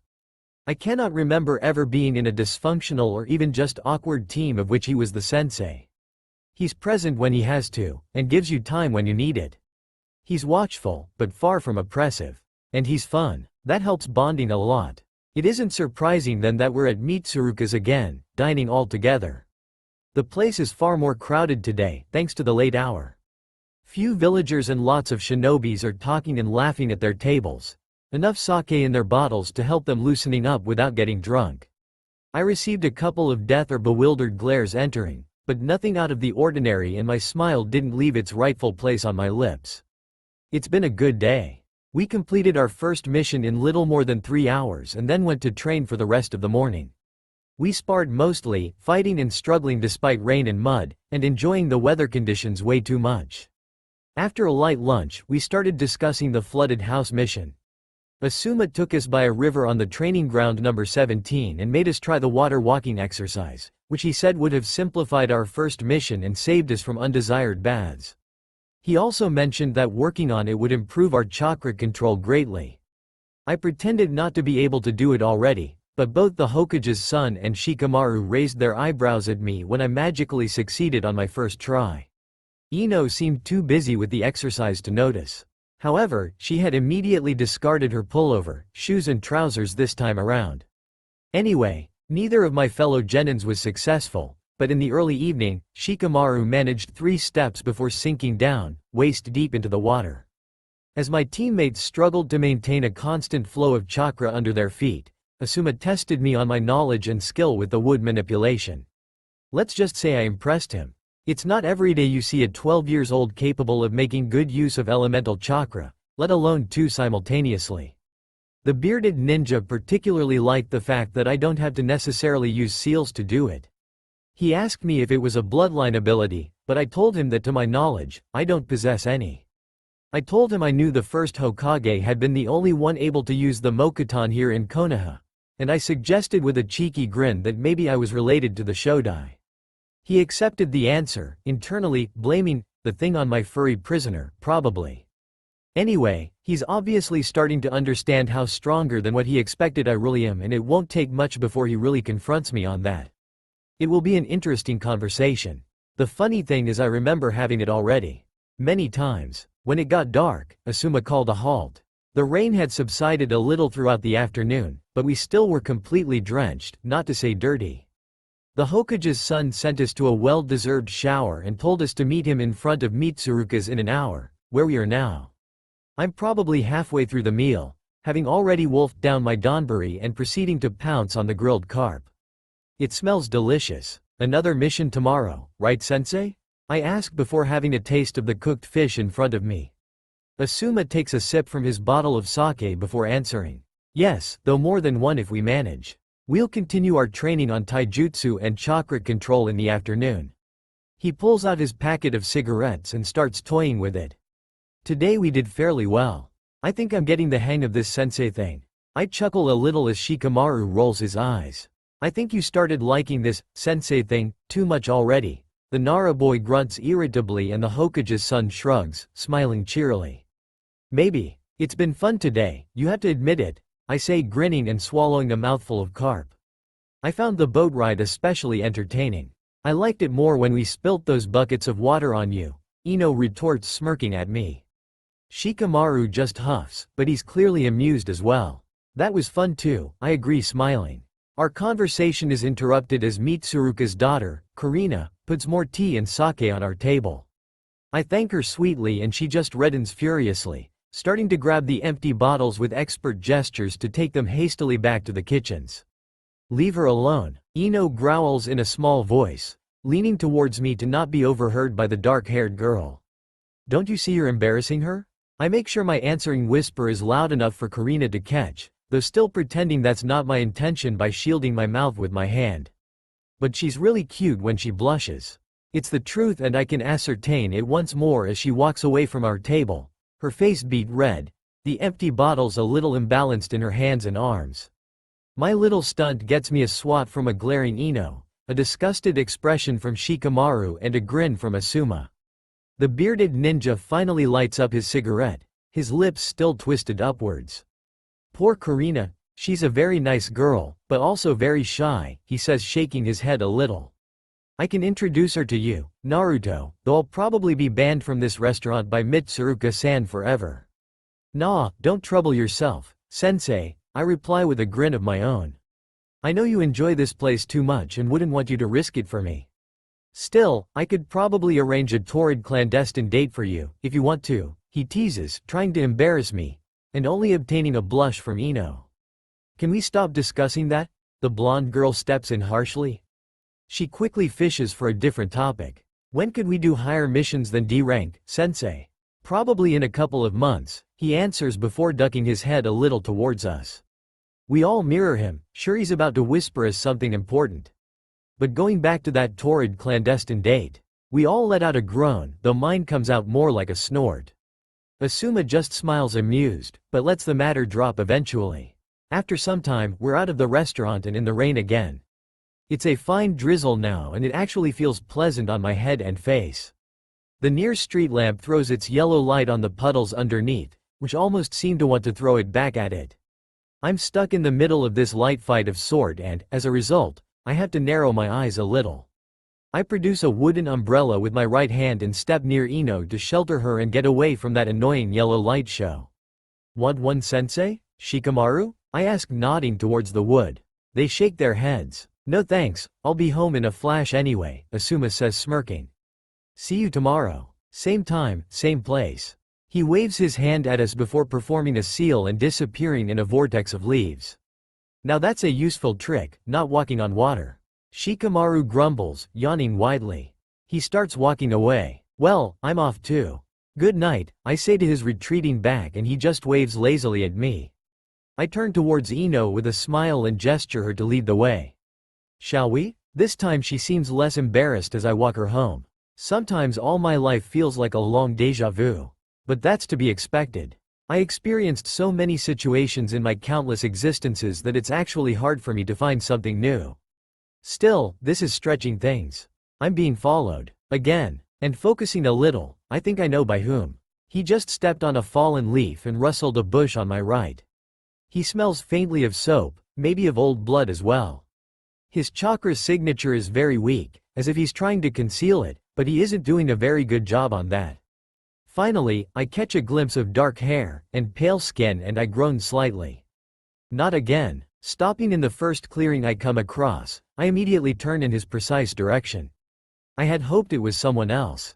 Someone stronger. I had been itching for a good fight for a while. All this incredible energy, my young body seems to be bursting with, needs an outlet after all. But I don't think my pursuer can really put it up against me. Still, there's no reason not to try. Come out, Sasuke. I roll my eyes as he steps into the clearing with a rather annoyed frown on his face. He probably tried to be as careful as possible this time around, and was sure I would not detect him. I snort a little. It will take you, billions of years to successfully hide from me, kiddo. However, his determined expression seems promising. Maybe I'll be lucky tonight. You wanted a fight yesterday, right? I ask him, pulling out my new black jacket and tossing it at the foot of a tree nearby. It completely stopped raining now, but here in the woods, water drops every now and then from the branches above. Well, I want one today. I grin at the boy in front of me, enjoying the cool breeze on my bare arms. What do you say? I receive my answer when Sasuke's jacket joins mine under the tree. Perfect. I guess I'm lucky after all. That's all for now. If you enjoy, then please like, share and do comments.